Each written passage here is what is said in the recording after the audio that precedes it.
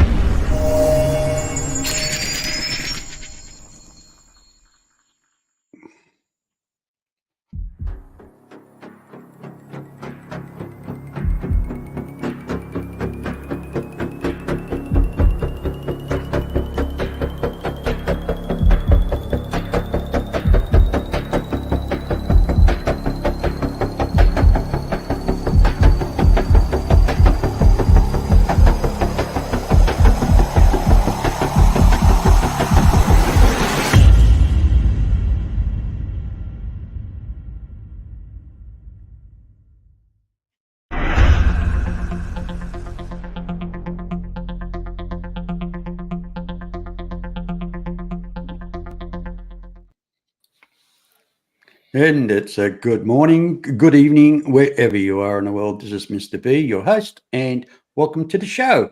And tonight we have Mr. Jim Goodall, and we got, oh, come on, do I really have to say? We got the Midwest Night Watchers, Daryl and his buddy wife, Jane. How you going? Nice to see you guys. Anyway, Hi, still Jim. waiting. Hi there. Oh, yes. Hey, Jim, Daryl, Jim, Jen. Well, I've talked with Gerald before. Yeah. So. Yeah. Jim's been on our show. Oh, Yeah. is he? Oh, terrific. Well, mate, well, your friends. I'm just waiting for our co-host to come on. I mean, he's like, hey, Jim, give him a bit of a hoy, will you? You want me to call him? Yeah, give him a call. He should be here by now. He's You'll probably have to replace him with one of us. No, he had a late. he had a late night last night. He was actually playing his music on his channel. He's got a lot of beautiful music he owns, and yes, and I know he was talking about he wanted to have a look at the eclipse apparently. So maybe he's, I don't know, just sleeping in. I don't know. I know it's early night. Maybe I don't know. It's evening your time. Pardon? Yeah, we're on the air. Where in the hell are you at? Okay. I love it. That was great. Hey, only Jim Goodall can do that. Where the bloody hell? He's coming. He's next. Oh yeah, that's excellent. Well, the thing is, I mean, what's been happening lately in the media? I hate hearing stuff coming out of the Middle East, and it's there's the dog complaining now. He wants to join in on the show, and apparently, I was actually talking to Jim earlier on. You can't really believe what the media tells you, and you've got to be very careful because a bit of propaganda inspires people to let's go to war, and I think what we need to do is prepare ourselves to sit back and see what unfolds before we start rushing in like a knight in shining armor, because it doesn't always work out how you think it's going to work out, unfortunately. But and what's going on that's being posted where they're showing photos on Facebook and that of an old person's arm with a tattoo on them from the Holocaust, and then they show another arm of a baby with 2013, 2023. Sorry, let's get that right. But the thing is, I'm getting at is, how can you compare the Holocaust to what's happening? Look, what Hamas did to innocent women, children, and babies to go in and slaughter them the way they did. There were guys who've been dealing with all sorts of nasty groups, and this just really takes the cake. And for the world to tell Israel, well, maybe you should negotiate hell. They committed atrocities that are almost, I mean, they're too terrible to even try to imagine. I can't imagine the PTSD of the soldiers and the rescue people who went into some of these kibbutz and found babies with their heads cut off. I mean, that is beyond barbaric. And Netanyahu and a number of his key generals said, when we're done with this, Hamas will no longer be on this planet, is basically what they're said. And I don't see how anybody could fault Israel. And they've been. I agree with you there. I agree with you, but I think we've got to let Israel do what they've got to do to unfold what's going to happen. And the world, it shouldn't just be America. The United Nations should be right behind all this, because the last time a situation like this happens, when the Japanese invaded China, and where they were actually bayoneting babies and stuff like that during the Second World War, before the outbreak of the Second World War. And it's like, I mean, it is disgusting. It really is. Anyway, oh God, look who's turning up now. Oh, geez. Oh, here he is. What time yet? What do you call it, mate? You're late. Yeah. How's it going, Robert? Doing great, everyone. How's everything? You can't hear you. I know your technical expertise is not very high. So good. Hey, you'll be able to talk. Hey, Jim, you can talk now. You'll be able to talk now, Jim. Oh yeah. Oh yeah. Yeah. Oh, okay. We're done. We're done for. Oh my God, we're done for. And you're out of focus. I'm out of focus. Yeah. And your voice is delayed. You didn't leave your weed on your camera, did you? Did I? I think that might be what it is. Hold on. I was enjoying your show yesterday, mate, with that music. Beautiful. I thoroughly enjoyed it. Well, thank you very much for signing in and checking it out. I decided that, with all of the music that I've produced over the years, and it's mostly on my Intuitive Sound site. And yes, we've got to plug that. Come on, give everybody your email address. Come on.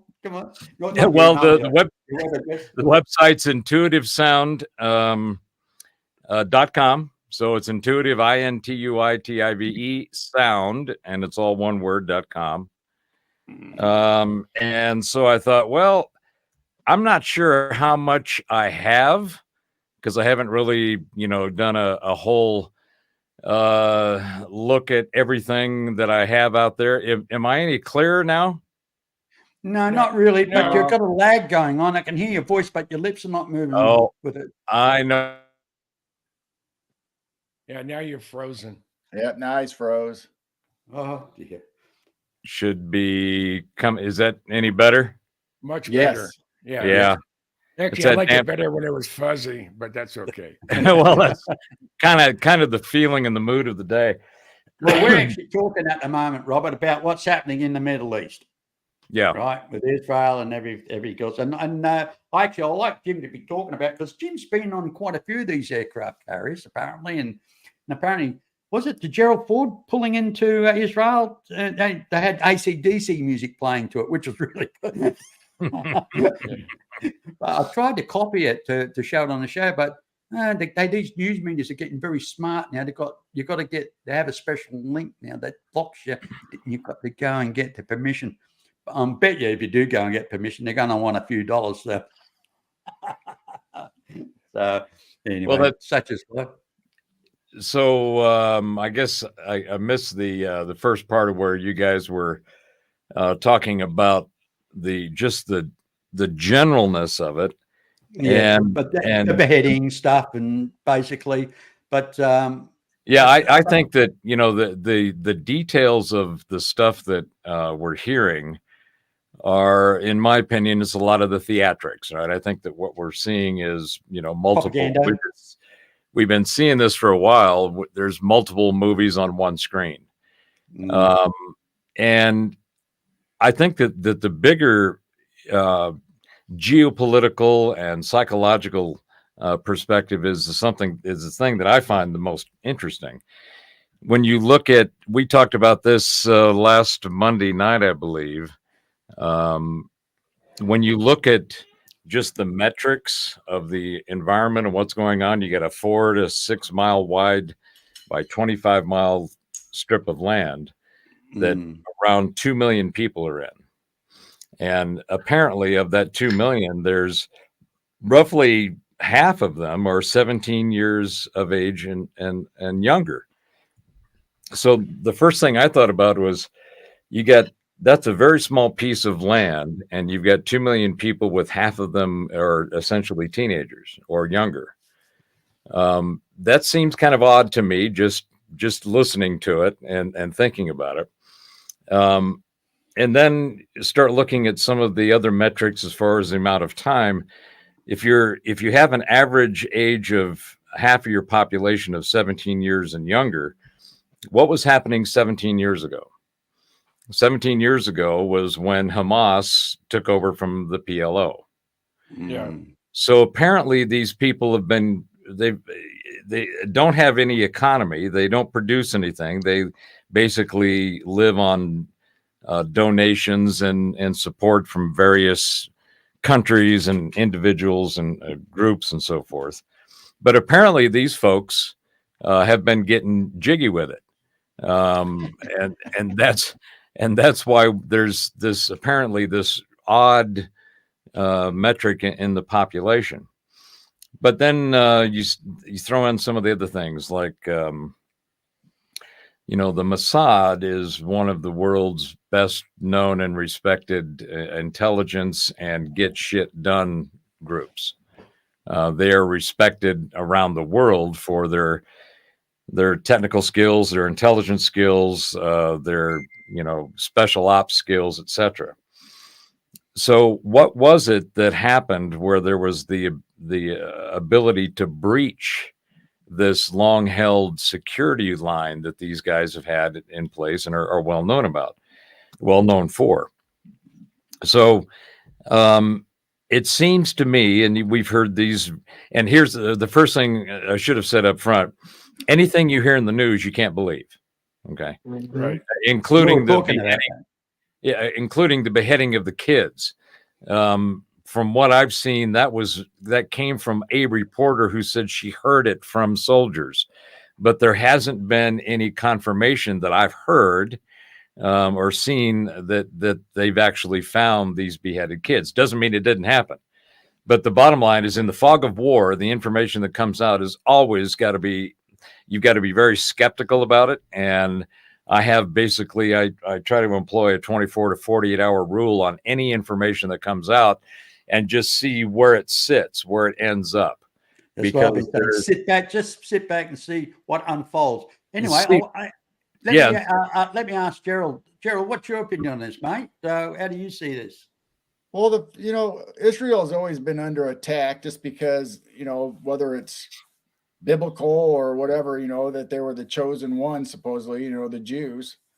But I don't understand how somebody like the Palestinians who are living on land that was given to them, or this, the Straits, they can populate that area now along with Israel's populating it also. But how do you complain when you're launching missiles into the people that are letting you live in the Straits, and then when they answer back and start defending themselves, then you complain about it and try to get everybody on your side saying, boo-hoo, they're attacking us. Well, you attacked them and killed innocent people on that side.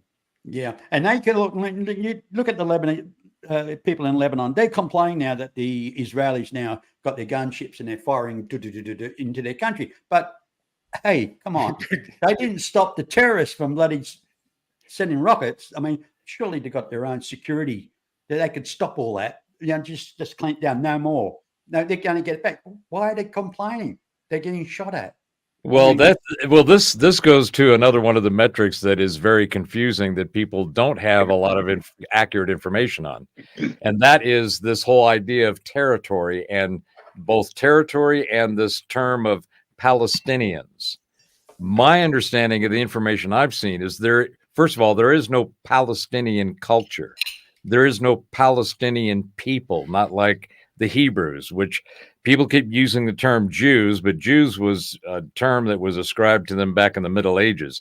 They're actually Hebrews. They're Semitic Hebrews. Okay. So that their history in that region goes back millennia, back 3,000 BC at least. But the Palestinian term was put in place by the Sykes-Picot Agreement back in 1902 or 3, when England and France ran the area, and they decided to call that region Palestine. Palestinian people don't really exist. In fact, Well, they're Philistines, aren't they? Isn't well, isn't that well, the they're original Arabs. name? Yeah. They're basically, from what again, this is the stuff that I've seen.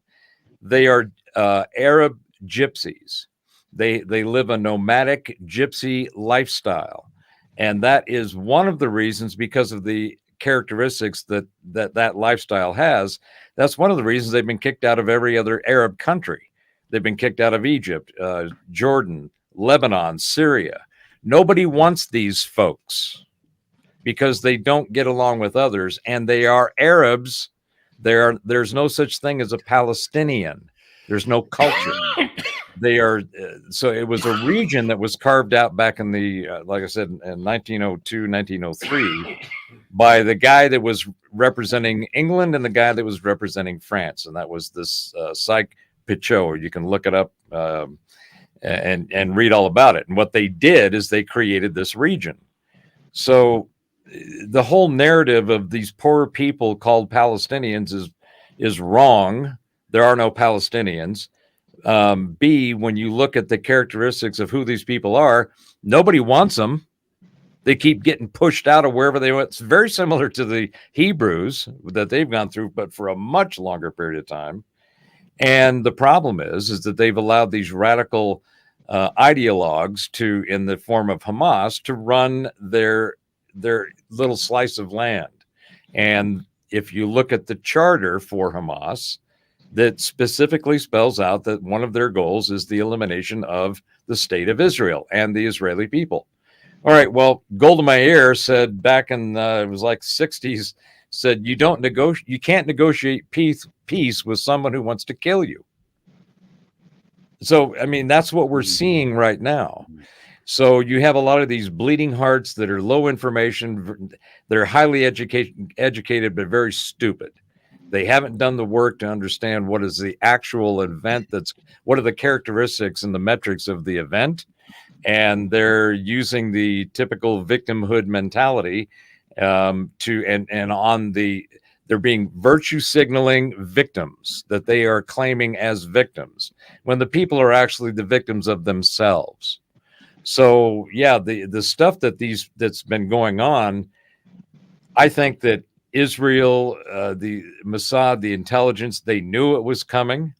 I think they allowed it to come. And I think that they allowed it because if they had the intelligence ahead of time and they decided to act on it and they went in and just took out whoever they were that were going to do the attacks, they would have been seen as the aggressor.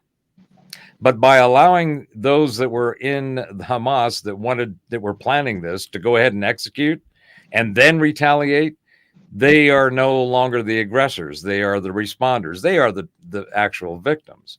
So I think strategically that's what they did. If they did know, and I can't imagine that they didn't know it was coming, because again, the Mossad is one of the world class of intelligence and special ops. And what's your take on this, Jan? Well, to get the idea what Mossad can do, and I'm going to go back 30 years from now, and I was activated for Desert Shield and Desert Storm, and I was being prepared to go to Saudi Arabia for a year. I had a fatal attraction girlfriend I was trying to get away from, so I volunteered to go there for a year. And we were getting a briefing at Dow Air Force Base there in Delaware. And the Air Force intelligence guy said, we believe Saddam is somewhere in this building. At least he was earlier today, and blah, blah, blah, blah, blah. And then he finished his presentation. And then a member of Mossad came up and he looked at his watch and he says, 43 minutes ago, Saddam was in this office. He has a picture of the building in this corner of this building. I mean, he's in the office, but his back is towards the northeast or southeast corner, whatever it was. And that was 43 minutes. I mean, for the Mossad not to know exactly what they were going to do is absurd. It's my feeling. I think there's a lot of people that start to feel the same way. The only way that Israel could wipe out Hamas, I mean, literally wipe them off the face of the earth, is an all-out air, ground, and sea invasion of Gaza. And the only way we'd be acceptable to the world is retaliation after such a horrific murdering of women, children, and babies, and the innocents. Well, what they're actually saying now that the weapons they have actually retrieved is provided by Russia and China. And now China is saying to America, stay away from Taiwan Sea, right? And now they know that the fleets are heading off to the Middle East. Now they're putting pressure on Taiwan. That's the Atlantic Fleet, not the Pacific Fleet. Okay, fair enough. Well, and you have to remember, we probably have one of the two East Coast SSGNs. That's the Arsenal boats. When they converted the four oldest Ohio boats, they converted them took out the ballistic missiles, and they put in up to 154 Tomahawk cruise missiles. Now they had when the Fat Nork in North Korea was rattling his swords, they moved the USS Michigan from home base at Bangor and Hood Canal to Guam. And they were there for 800 plus days. And they would surface off the coast of North Korea on a regular basis just to let them know that, oh, we're in the neighborhood and there's not a damn thing you can do about it. They don't have anti-submarine warfare capabilities. The Chinese don't either. Actually, well, it's just in the Australian news, actually, yesterday, apparently Donald Trump's getting in trouble. You probably heard that he's told the Australian Prime Minister about all the nukes they've got around China, only a couple of kilometers off the coastline.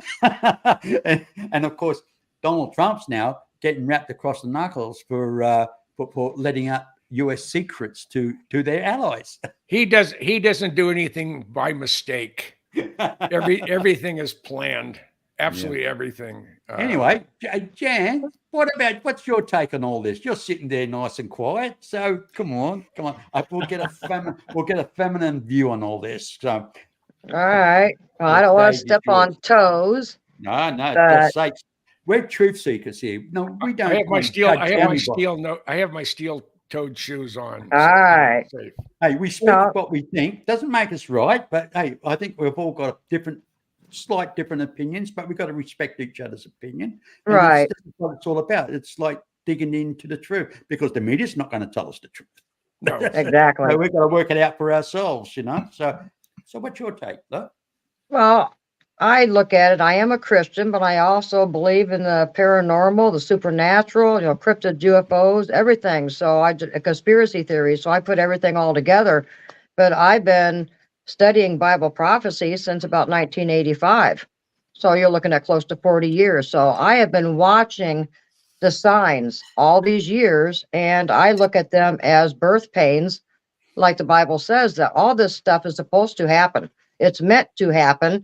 It's supposed to increase and get more and more and even worse, little by little, just like a woman having birth. So I was not surprised. And I know other Bible scholars that I follow on YouTube, they're not surprised. We've been waiting for this certain event to happen. Doesn't it? And it doesn't really surprise me, in other words. Yeah. Because I mean, the way things are going, we're just leading up to more of the end times. Yeah, It's doesn't meant to happen. The scriptures also says too that we'll have what they call 7 years of bliss, peace, Yeah. and during the Antichrist apparently, and then we got the second coming of Christ. So they say, Right. I mean, So this could I be the mean- war leading up to that 7 years of peace to get Could everybody be. to calm down. Mhm. yeah, could be. I mean, I don't know. I mean, well, I believe in God, but I'm not Right. I believe more Judaism faith than modern day Christianity, Judaism Christian. Too much man-made stuff like, and it just gets to your head anyway. So Right. I'll just stick to the older generation. I have no fear on anything. Whatever Yeah. happens is meant to happen. There's nothing we can do about it. Just ride out the ride and see That's where we right. go. That's right. And we'll get Robert, you're back, mate. How are you? Good. very, very, very patiently sitting on the side, giving the old chin a tickle. Anyway, what's your take, buddy? Well, having been a former, I had a Christian music ministry back in the 80s, and I was heavily into prophecy. And I ran Bible studies at least 2-3 times, sometimes 5 days a week, digging into Isaiah and Ezekiel and Mhm. Daniel and Revelation. And in fact, before I started the ministry, I was soaking up. I don't know if you guys remember back in the 70s, particularly the second half of the 70s, there was all these preachers and prophecy shows on the UHF channels. Mhm. And some of these guys were dishing out some serious whoop ass on, what was going on with, how Jeremiah prophesied this, and then, getting into the whole revelation of, the 144,000 and the rapture and all this stuff. So I was soaking that stuff up. And then I got into the church and started the ministry. It was a Pentecostal ministry. So I've which was founded in 1901, apparently. I didn't know the name of the gentleman, but anyway, carry on. Yeah, there was the whole Pentecostal that actually goes back to the 1800s. There was, a lot of the revivals that were going on, and it was Azusa Street. right, yeah, Mhm. and there was a lot of, and during that same time, there was a lot of the mystery schools and the secret societies were making a significant push into society. And one of the reactions, it seems as though, is that during the 1800s, there was a lot of scientific and technical stuff that was coming about, and there was significant changes in the way that people were looking at science as having some kind of dominance over the theologies and the belief systems, because we were getting railroads, we were getting telegraph, we were getting all these things that had nothing to do or was not mentioned in any biblical sense. And it was like, where's all these things coming from? So as the mystery schools were rising, Blavatsky and Annie Besant and all Steiner, Gurdjieff, all these guys were starting to talk about a different way of looking at reality and the spirit world and what we would call the paranormal. So there was a lot of conflict going on, because the mystery schools were competing with the science, who was competing with the religions, and there was a lot of stuff happening. And so religions had to kind of fight back and get a little more gutsy and do the Pentecostal thing, the speaking in tongues, laying on of hands and healing the sick and casting out devils and all this kind of stuff, which has actually been going on for millennia. But my point is that the belief systems and the prophecies, it's interesting how it's like Nostradamus. You can take Nostradamus's prophecies and listen to John Hogue, for example, who does a great job with it. And you can see where maybe he did see some things that you could correlate within these quatrains that are very obtuse in the use of language, but you kind of decipher it and interrogate it, and you say, well, this probably meant that, like the Hister versus Hitler, quatrains. But even in prophecy, there's very little in prophecy in the Bible that I've seen that has ever happened. There's very little historical. The real historical stuff seems to have happened that seems to have some kind of correlation is in the Old Testament. But in the New Testament, really the only prophecies, except for Jesus, when the apostles were asking Christ about when he would return, and there'd be this 3 days of disappearing and coming back and all this, and apparently that, at least according to some accounts, happened. But in Revelation, there's nothing that has happened in Revelation, or that it was said in Revelation, that has happened now. You can easily draw correlations to, well, this sounds like we're getting into the tribulation period, or what is that 144,000? A lot of the more fundamental Christians look at that and say, well, that's the rapture. Well, the word rapture is never even used. There is no even translatable word that resembles that. So I became, as I was studying all this, I kept trying to find stuff that resonated and made sense to me. And the more I asked when I was in the Christian church, the less answers I had, and the answers I was given were faith. You just got to believe. You just got to have faith. And I'm like, I'm sorry, that faith thing is, I have faith in myself, but faith in some of these stories and some of these things are really difficult to swallow. So that's when I found, as I was going through my journey of discovering myself, I was looking for a system that said, that resonated with my experience. And that's when I found Taoism. And I've been a Taoist since going on 30 years, since the mid 90s. It's called, we're being conditioned, mate. It's all of it. All of it's conditioning, philosophy, theology, science. It's all starts right at school, mate. Right at school, it starts. Bang. The kid sitting next to you in class is not learning any more than what you are. Unless their parents are doing extracurricular at home for them, say, no, don't read that crap, read this, or they're encouraged to go down their own path at home. You know what I mean? To read up. Well, that's why, for me, as I started off initially, the information that's coming in, you have to take and be very skeptical of all of it. You have to realize that the majority of what you're being told is somebody else's cooked up, carefully crafted and curated content and their narrative. Mhm. And we've got more of that going on across the board. You can pick whatever knowledge domain, discipline, institution you want. They're all polluted with parasites. And as I said, as I said in the last show, homeschool kids have a higher IQ. It's a scientific fact. They've actually done a study on it. Yeah, it depends on, that's on average, and not all. The homeschooling doesn't have the tools that it's about to have.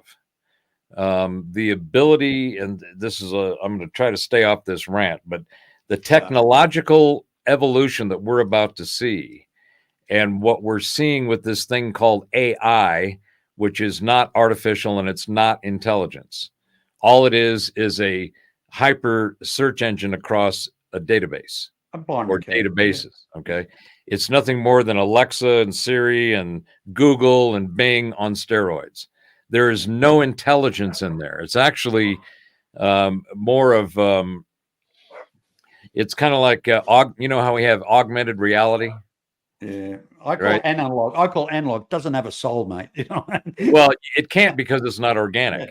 Yeah, exactly. The only thing that, from my understanding, is the only thing that can have any kind of intellect or sentience, self-awareness, is an organic entity, something that we would put the term life around. Yeah. Right, let's change the subject for a but second. wait a minute. Let me just finish this. Okay, finish. So to the homeschooling and education, what I think we're about to see is the unleashing of knowledge and information that's going to come through technology, some of it like what we're using here.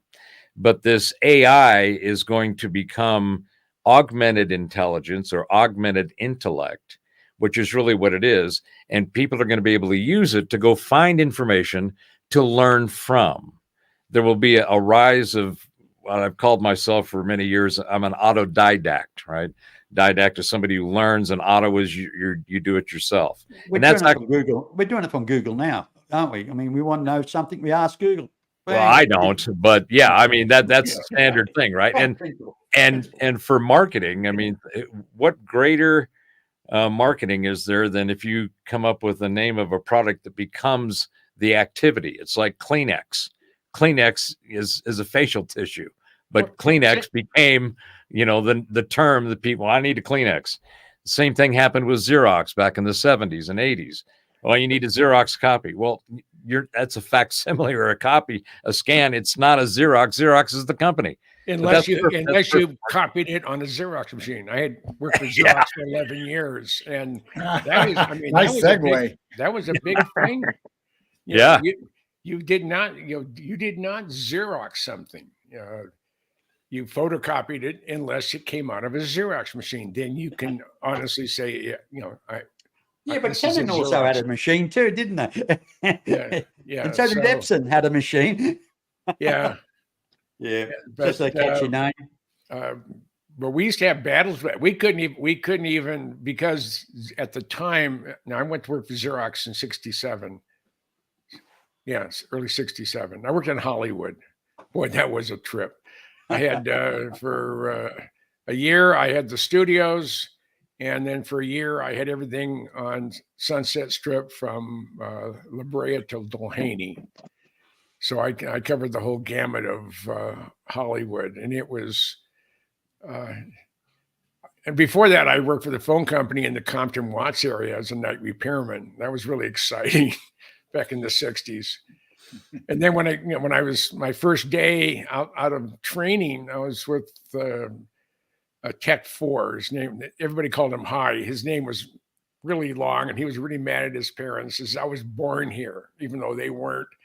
Why couldn't they call me Joe or something like that? But we stopped at a drugstore, and he went in and he got some sun lotion. He got something for sunburn and a thing to go around your neck. I said, what's that for? I said, it's for you. I said, what do you mean your head's going back and forth like this? Because this the braless look and the mini skirt just came into being. And I'm working on Sunset Strip. This is back in '67, '68 time frame when it was decadent. It wasn't scum like it is today. And that was inspired, but the part with Xerox, yeah, it's you're going to Xerox something. No, you're going to photocopy something. And you'd have to correct people if it was in a business environment and you were Xerox, whether you're a salesman or a tech. It's funny, you just brought back a flash of memory in my head. 77 Sunset Strip. Do you remember that show? Oh yeah. I've been in that building. It wasn't 77, but but it was working in Sunset Strip in the 1966, 67, 68 time frame. That was literally a real trip. I mean, I had the Playboy Club, I had the Whiskey A Go-Go, I had Dick Clark Productions. In Hollywood, I had the Beach Boys production and a lot of the talent agencies. And apparently I looked just like George Hamilton's brother. That's who they started calling me that as I walked in this one agency. Well, that's not who I am. I'm Jim Goodall.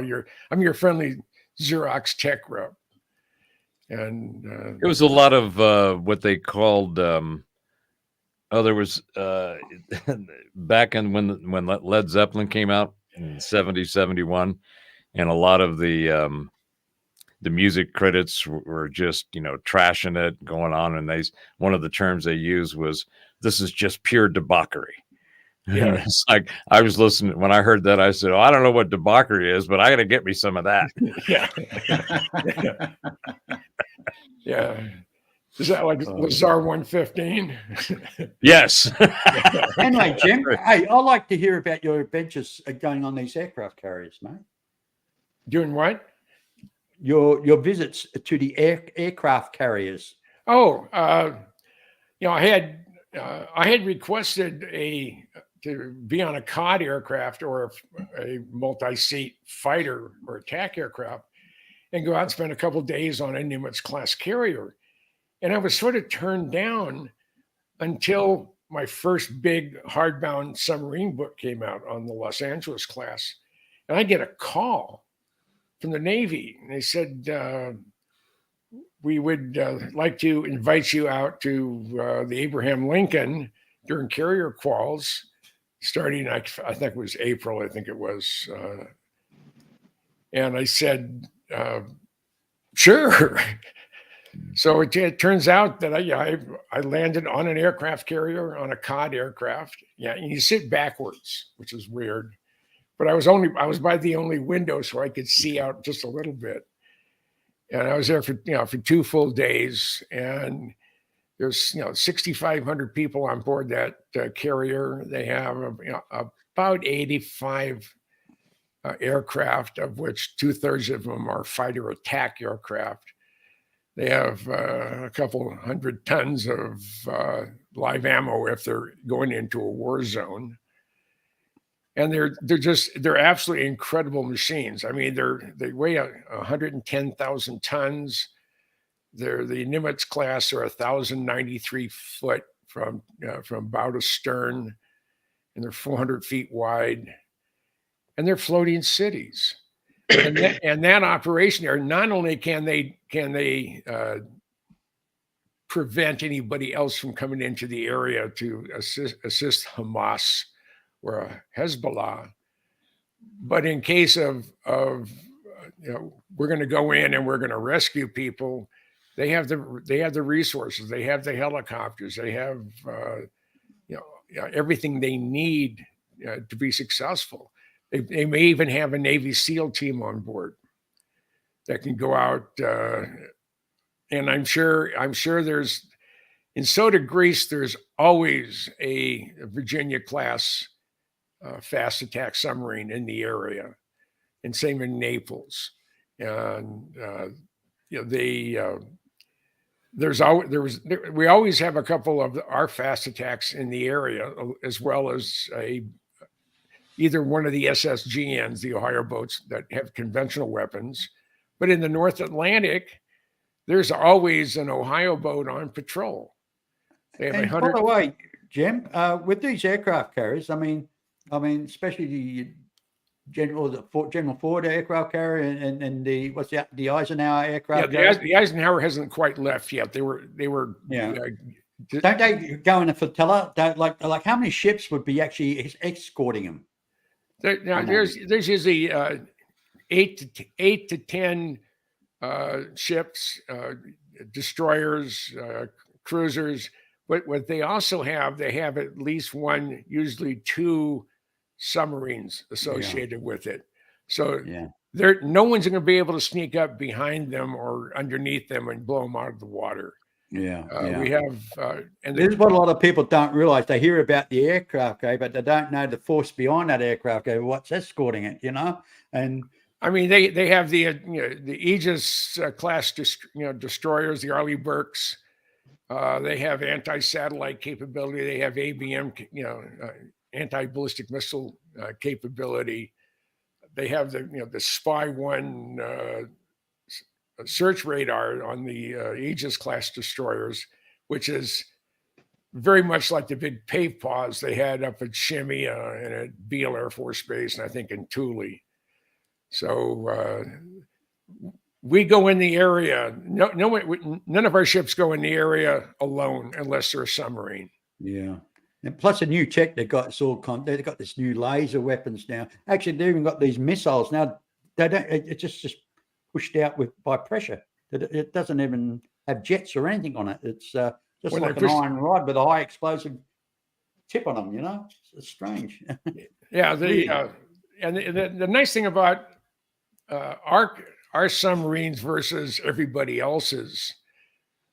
A Seawolf or Virginia class submarine at 25 knots submerged is closer is quieter than a Los Angeles class 688I, which is the improved version, which is quieter than any Soviet sub of the day or today's Russian subs.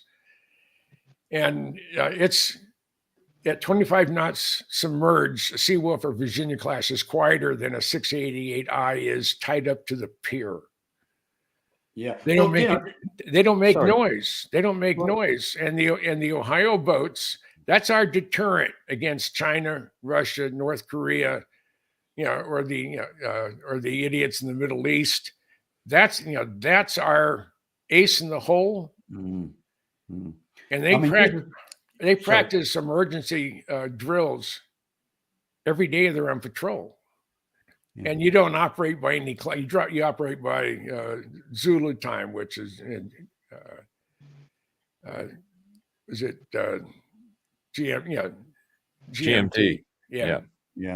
Yeah. You know, the funny thing is, when Trump was in Australia, when he was president, he was talking to our prime ministers. He'll say, "Why do you want to buy Norwegian submarines when we've got submarines we can give you?" Oh, You know? they have gone in. They've signed an agreement, even with the current administration, that we are going to let them, I think, purchase 2 or 3 Los Angeles class improved, the 688Is. That's when they've taken the bow planes off the sail and put them on the hull.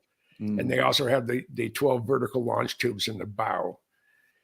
And then they're going to go under contract, and we're going to build up to 5 Virginia class Yeah.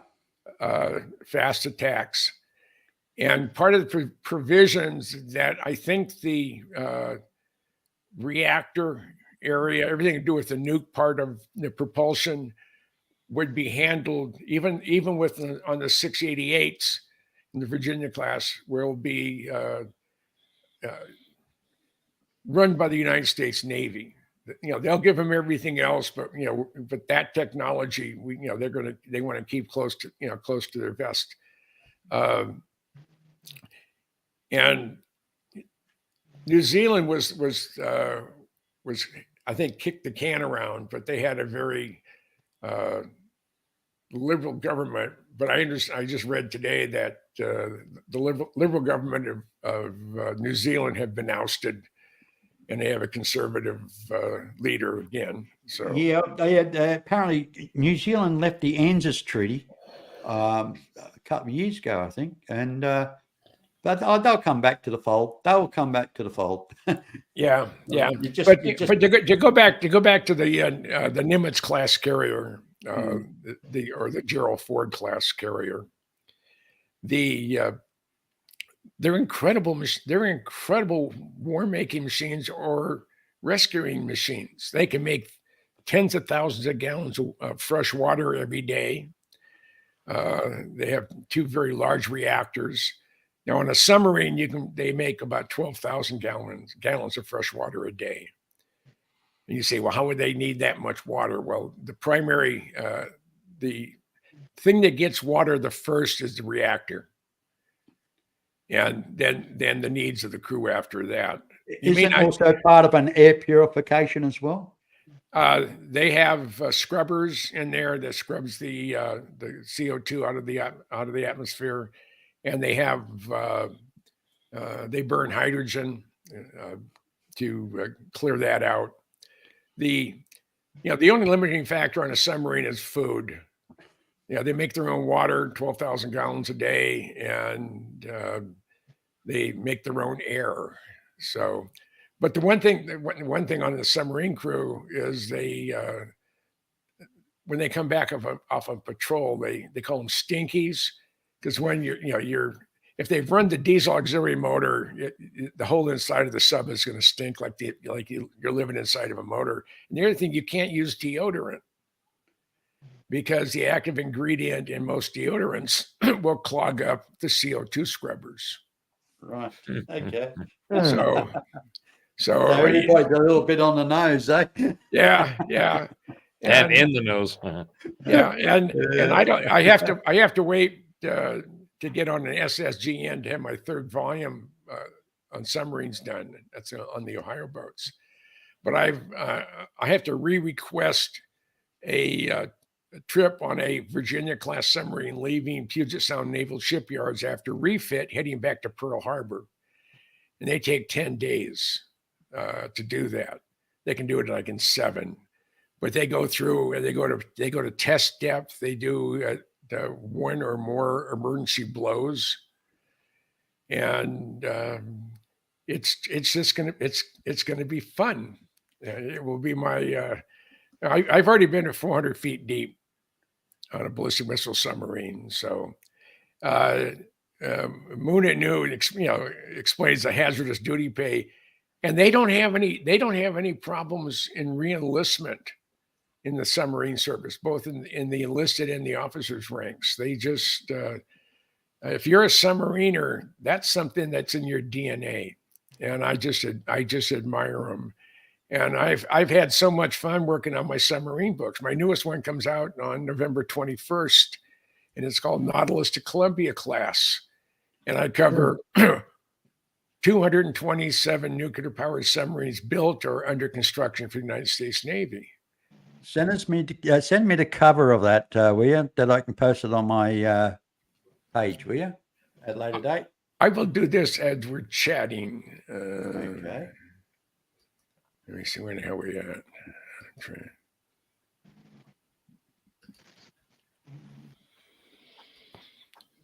Yeah.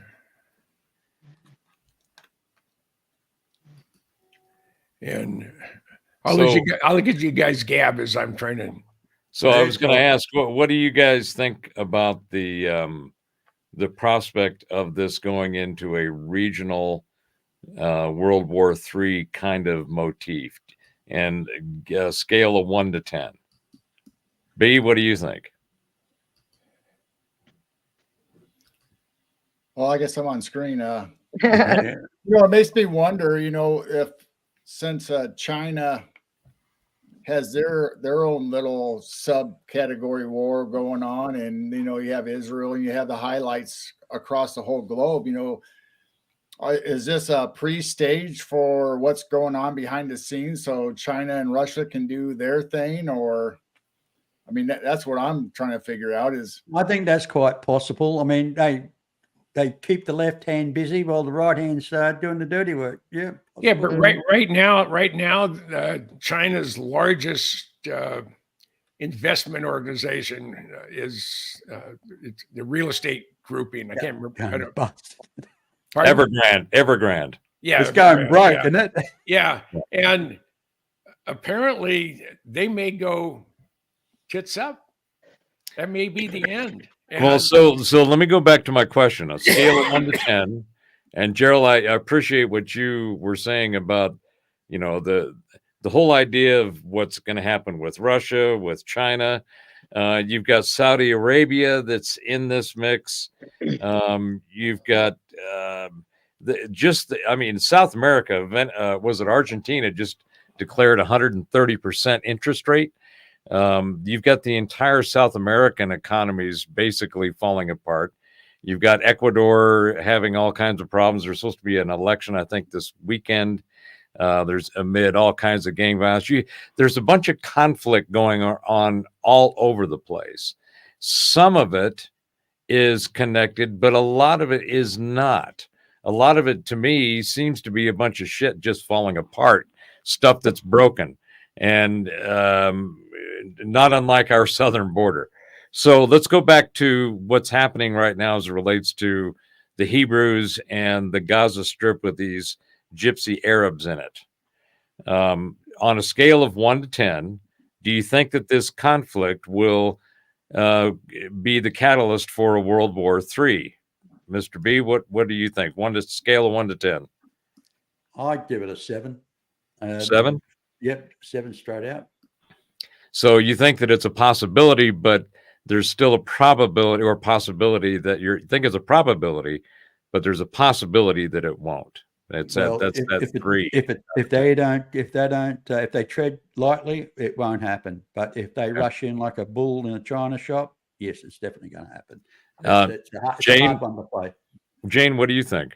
I say probably about a 7. You know, like I said, I've been following this for so many years, and it seems like every summer around July or August, missiles start going off around Israel. Things heat up, and you're going, "Oh, you know, are we getting closer? Is it going to be a war? It's going to be a war."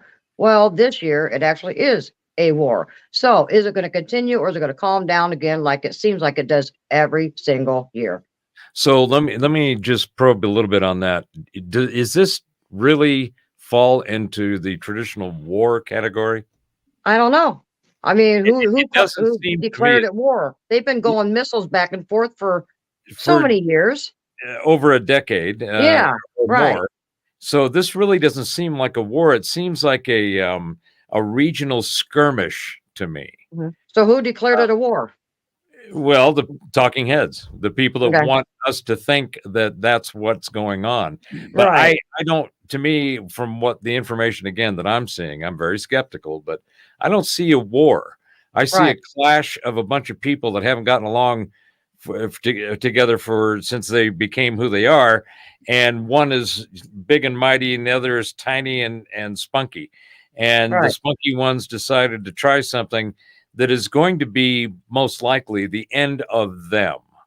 Um, the, we don't need to send in an aircraft carrier or submarines or fighters or anything else.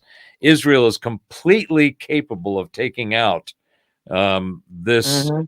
group by themselves. They're right next door. They're right there, and so forth. So, Right. on the scale of 1 to 10, for me, I think it's a 4 or 5 because I don't think it's a war. I think it's a skirmish that has been boiling for too long, and Mhm. it now is coming to a head. Jim, what do you think? Scale of 1 to 10, World War III or not? A 2 to 3. I mean, what we have is a group of people like we've all said, and even the news said they've been trying to kill each other since before Christ was born, Yeah, That's and true. in the same neighborhood. yeah. So, but it's the only thing that could possibly go wrong if Syria decide to flex their muscles, which will be a huge mistake. Well, Mhm. we're in Or Syria now. We own their oil fields, so yeah, I mean, I don't think they're going to get all uppity about this. We're no, right there. We're no, in their backyard. or Hezbollah, in southern Lebanon. Yes. Yeah. It wouldn't surprise me for the Israelis to say, "Okay, world, I'm gonna go there. We're gonna go after these bastards, and we're gonna kill them all." Yeah, Hmm. that we're tired of burying our babies and our children and our wives. It's time that this ends. We lost 6 million of us here a couple of years ago. We're not going to go through that again. Yeah. Um, and Netanyahu, not only I don't think it was Netanyahu, a gentleman I worked for back in the '60s, Harvey Seltzer, is very big in Israeli politics. So he lived in Studio City there in L.A. And he said he last time he was in Israel, he was talking to I don't know if it was Moshe Dayan or who it was. Now this is back in the '60s, long Wasn't time that ago. So Golda Meir time? yeah, that era, That era? Yeah. the the thinking of the Israeli people is if they see that Israel is lost, they're going to turn the entire Middle East into green glass. Hmm. If we're not allowed to survive in our homeland, you're not going to have a homeland, and you won't survive.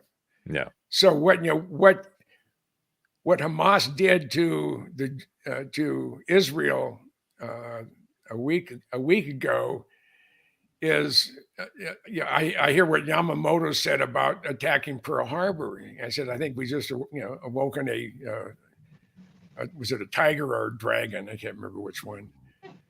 And they've awakened a horrible resolve from the American people, and that's what I think that this was the straw that broke the camel's back as far as, you know what, we're tired of this crap and we're not going to do it anymore. And we're not Hezbollah, Hamas in any shape or form will no longer exist for multiple generations. Did you notice how the they declared the day of jihad for yesterday, Friday the 13th, and they made a big deal calling all Arab and brethren to joining this jihad, and it was a rounding failure. It just whimpered and nothing really happened. And I think what's happening, and Gerald, I want to get your 1 to 10 on this. But I think what's happening is that Hamas just made themselves so dislikable, even among the apologists and the virtue signaling victimizers, that nobody wants to deal with them. And because nobody has wanted to deal with them, they get kicked out of every country that they have been in. I think that MBS over in Saudi Arabia I think part of the thought that Hamas was, well, MBS and Israel were getting ready to finish off the Abraham Accords. Hamas didn't want that, so we're going to create a schism. And I think that there's an opportunity for a clean out of Hamas by the Israeli military and intelligence and secret service. I think that they'll be successful in that. And then there's going to be this big pile of shit that needs to be cleaned up and rebuilt. And I think that if Saudi Arabia took a lead role, I don't know if any of you, if you've seen any of the pictures of Saudi Arabia and Dubai, and these cities down there are, I mean, they're not world class. They are the class of the world. They have their buildings and their technology and their planning and infrastructure is just beyond anything else that's out there. It is unbelievable. And they've got the money, and they are Arab. And I think if they took, after Hamas is cleaned out, if they had some kind of an agreement with Israel and maybe a few others, maybe Egypt, and they said, we're going to go in and we're going to, now that these bad guys are out, we're going to take and clean up the mess, and we're going to rebuild Gaza, and we're going to make it modern, and we're going to provide the people there the ability to have a self-sustaining economy. And we'll take a custodial role in providing the incentives and the funding to rebuild it and take the people who are the refugees and give them a new little country that's been rebuilt with all the latest shit, because there's nothing there worth saving or keeping. It needs to be scraped off and built, rebuilt from the ground up, actually the underground up, because apparently there's a massive tunnel system under there where all these bad guys are hiding. But I think that that's an opportunity that we may see unfold. We may see that the Arab, the Shias, the Sunnis, all the different delineations that are in the Muslim belief system are going to find something, use this oddly enough as a unifying event to where they can actually do something good and create, take a disaster and turn it into something that nobody could see at the time, because it's clear that Hamas and the people that have been on that piece of land, they haven't figured out how to do shit. They don't have anything. There's nothing that they can't do it for themselves, let alone provide anything of value to the rest of the world. What's your take on this, Gerald? On a scale of 1 to 10, I think it's a 3 or a 4. I don't think we're at a war yet, or a world war. Definitely not. It's more regionalized, like Robert said. And you have the United States has always backed Israel and always been an ally. Whether the Bidens are just giving lip service right at the moment is yet to be seen. Then you got Saudi Arabia, I believe, is in ties with Israel now, that they're in support with them, I believe. So I think they're getting all these allies, and like Robert was saying, kind of in Saudi Arabia against the terrorists, against Hamas and all these other factions, and so it is a good chance that we could see the Gaza Strip, become peaceful after they take care of Hamas. But then my question is that leading us towards the peace agreement that is biblically talked about? Well, look, I could see it I as remember, I think that makes sense to me. I remember going back to where Arafat, was doing the peace talk before he died. And the Israeli says, well, okay, we're going to give back the token at the land we won, in the 4-day war. And apparently it didn't really happen because even though they made an agreement, the Israelis still were building settlements on there. And no, if you're going to give something back, you're not going to build in an infrastructure and give it away. I mean, it's not economics. But the thing is, sorry, yes, Jim. I mean, when Israel gave Gaza to the PLO, all the industry, the greenhouses and everything that productive that was there when the Israelis left, they trashed it all. Everything that could improve their life, they had, I say, all these nurseries where you can grow vegetables year round. Yeah. And what did they do? They went in and they destroyed it all. Wow. Well, this is the crazy thing. See, after the Second World War, you had this exodus, and the United Nations gave the Jewish people Israel, and nobody really wanted that region. Nobody cared because it was just a dust ball. It really was a dust ball. And well, the Jews exodus, they done their thing. They actually created the kibbutz, and now it's a flourishing. I mean, it's flourishing. I mean, the farming and the light industry, it's brilliant now. And now they're becoming what I call a model for the area. They are model. They created something out of nothing. It's just a matter of survival. They had to do it, and everybody put their 2 bits worth in with their conscription and all that stuff. Everybody had to go and do 2 years in the kibbutz, and it was a survival because they were misfits in Europe. They had no home. Their homes are destroyed. How could they go back to their own home?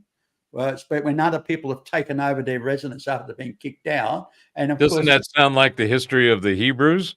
Yes, absolutely. I mean, how many different countries have they been shoved around, guided through, run to, run from over the history that we know?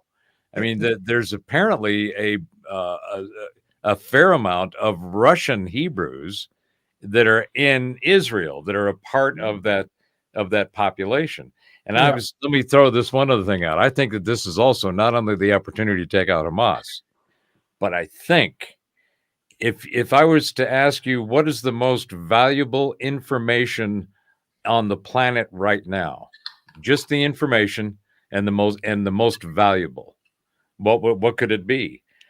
I personally think, because I'm an information kind of guy, I think it's the location of the 5 mullahs, imams, or whoever that run Iran.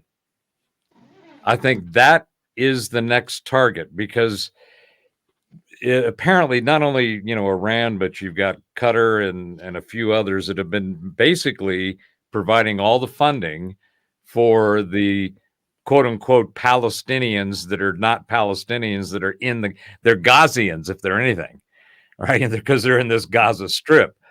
But I think that there's no doubt that Iran was involved, supported it in some way, if not was, right there next to him while they're pulling the command trigger.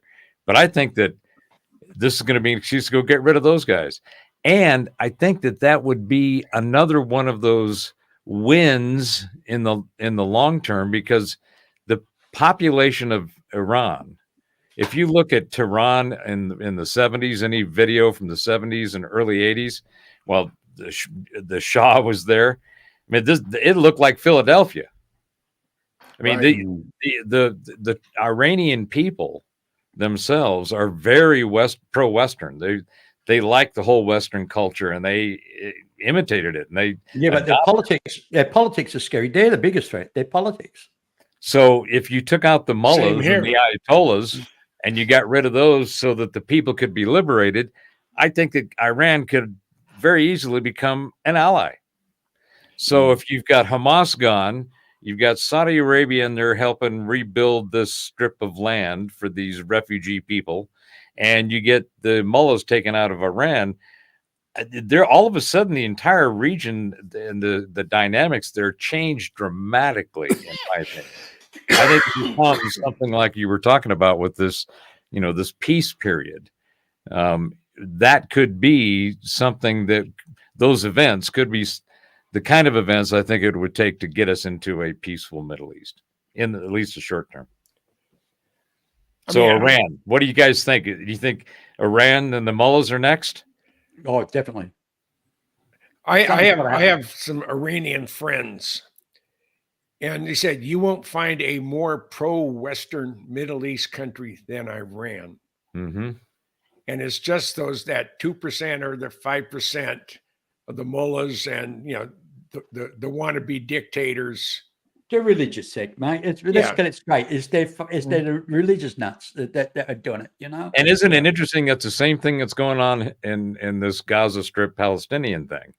It's a small group of ideological leaders that are that have the stranglehold over the people that the people are trying to deal with, but they're the ones causing the shit. Same thing over in Iran. You've got a handful of mullahs, ayatollahs, or whoever over there that are running around wearing turbans and doing their religious stuff, and the rest of the country, the people, all they want to do is be like us, be Western.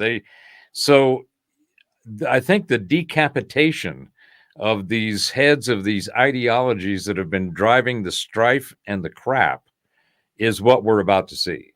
And I think that alone could be a catalyst for some type of moderate environment over there where people can actually stop yelling and fighting and throwing rocks at each other and try to get along and figure out how to make the most of what they got. Yeah. I don't know if their DNA will allow that. Well, I think the DNA actually will, and it's not the DNA that's the problem. It's the mental parasites. It's the stuff that's been shoved into the minds of the people about religions and ideologies and belief systems and who's good and who's bad. All of it is ancient. It's all medieval thinking. The folks that are doing the best are the ones who aren't conducting themselves based on old crap. The Israelis, the Saudi Arabians, again, Dubai. Just do a YouTube search on downtown Dubai and take a look at that. I mean, these guys, they're into cryptos, blockchain. They have an efficient, automated society that is free and open, and it's just all the latest modern stuff. There's no other city in the world that compares to what they're doing down there. There's little pockets in like Tokyo and Sao Paulo and some in Europe. In the United States, we don't have shit going on here. We have a bunch of broken old institutions, systems, infrastructure that is just, all of it has outlived its shelf life, and it's all broken. None of it is working. So we need to rebuild too, but we can't keep, if we're going to rebuild and get things cleaned up, we can't be funneling in money and weapons and manufacturing through proxy countries so that we can, the folks that are running that stuff can continue to make all the money they're making. Industrial pharmaceutical complex and the industrial military and the industrial tech and the industrial media. All of that has been abysmal failures in doing. They got started on a good note, but they have deteriorated because of ideology, because of thinking that is not working anymore. And that's what we see over in the Middle East. You have Hamas is an ideology of religious belief that is just based on bullshit. And when you add emotional content to the intention of your belief, then you just make bad decisions and you make a mess wherever you go. And that's what they've been doing. It's my opinion. Well, I totally agree with you. Me too. Well, shit.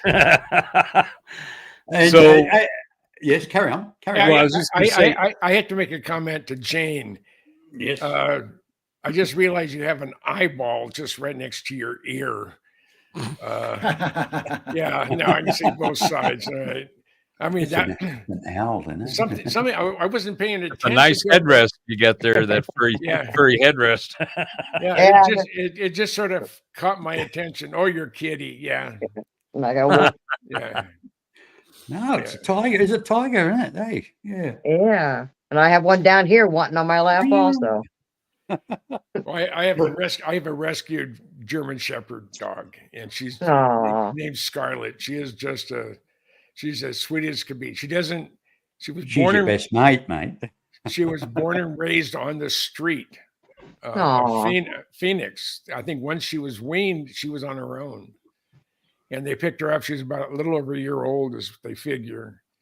And she's the most loving thing. She doesn't know how to fetch. She doesn't know how to to do anything other than steal your heart. Aw. And Those are the all worst. all our animals are strays. We either take in strays or we've had 2 rescues, dogs that had no home. So we took them in, whether they were family members or other people's. And we've only bought in like 1 or 2 dogs, and they weren't from any of the mill factories. They were from people who actually bred them locally. hmm Yeah. Yeah, it's those puppy dog eyes that get me, The big brown eyes, they look up at you, saying, we've got a dog here. Every time I walk in the room, it goes and picks up this soft toy and brings it to me. Wants to catch all the time. Fetch. Yep. And, and if I don't, he'll actually stand up on his back legs with it in his mouth going, take it out of my mouth, why don't you? And then he drops it and starts barking at me until I play with him. Then I play with him for about 15 minutes. And then he just collapses on the floor, belly on the floor. That's it. I'm done. And he's happy. Then he ignores me. I don't want to know I've used you up now, so I don't need you anymore. But yes, it's let's just lift all this up to the highest and hope that a bit of peace and harmony comes back to this world. I mean, we need it, don't we? Definitely need it. And it's a crazy world. And it's, it's like when people talk about prophecies, I mean, I don't really follow with prophecies all that much, because I can prophesy there's going to be a war in the next 50 odd years somewhere. I can guarantee there's an aeroplane that's going to fall out the sky within the next maybe 10 or 15 years. And it will happen. It doesn't make me a prophet. It just I know the law of averages. It makes you a statistical conspiracy analyst. Yes. Yeah. I mean, Right. shit happens, and you don't need to prophesy about it. It happens, And when they say the end is near, that's true. The end is near for somebody. So here's another question. Yep. Which do you think will happen first?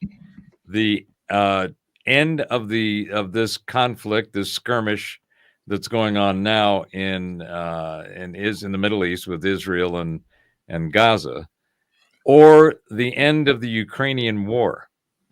Oh. Ah. Which one do you think will happen first? I mean, which will end first? Yeah, which one will end, either the conflict now or the Ukrainian conflict? Do you Well, like I think? said, I think this Israel conflict has been going on for years and years and years and years and years. It hasn't stopped. This just kind of got worse a little bit the last week or so. I'll say Ukrainian will come to an end sooner. You think the Ukrainian war will get resolved before the Israeli-Gaza conflict? Definitely. Everything, if you don't listen to the lying bastards on the mainstream media, which I don't, saying Ukraine is lost. They have lost the war, and they're not. No one's going to give them any more ammunition. And where did the $84 billion of American taxpayer money go to? In whose pocket? Pockets. There has to be an audit, and those people should be taken to task for committing treason, as far as I'm concerned. Because I bet it's 2/3 or more of those thieves called the United States Congress and U.S. Senate. Yeah, it's like Well, the House, when House it's like and the, yeah. sorry, it's like the French tried to get involved in the American Civil War, didn't they? By backing the South.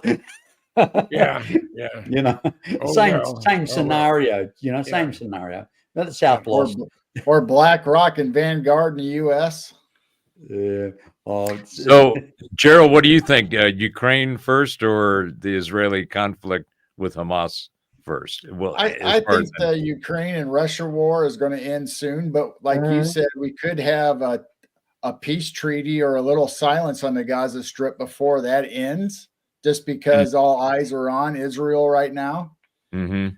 But that doesn't mean peace is going to stay in the Middle East. And I Right. mean, everybody, I mean, once that peace treaty is signed or they'll stop firing, you know, eventually something else will come up with Israel and they'll attack it again. I think that's going to go on forever until Mhm. Christ comes. yeah. But I think the I main do ones- think Ukraine and Russia is a dead subject. Yeah. So, Yeah. Jim, what about you? When do you think? Which one? I don't believe there's any way this time that the Israelis will negotiate, period. not at the moment. Yeah, no. hmm They're From going to now go in on- and finish now the job. until the end of time. I don't think Yeah. Israel is going. Netanyahu and a number of their generals and commanders they've interviewed on various overseas TV interviews. Well, they're at the forefront of their war with Hamas.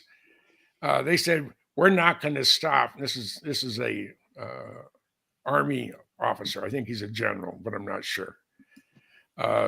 Said we're not going to stop until Hamas is no longer on this earth. Is basically what he said. Mhm. So they're going to wipe Hamas off the face of the earth. Do you think this could be something like Netanyahu's Trumpian ISIS moment where, Trump went in and said, all right, that's enough of ISIS. We're going to go clear them out. Do you think Yeah. this is where not Netanyahu is? Yeah. Yep. Absolutely. Absolutely. And Ukraine's already lost the war, and I believe, and I may be wrong. I have been a few times. And what's their names? Yeah. Okay. Never mind. Yeah. Uh, They were all tied to marriages. Yeah. yeah. I think the world is tired of giving anything and everything to Zelensky. He's banned elections. He's banned certain political parties.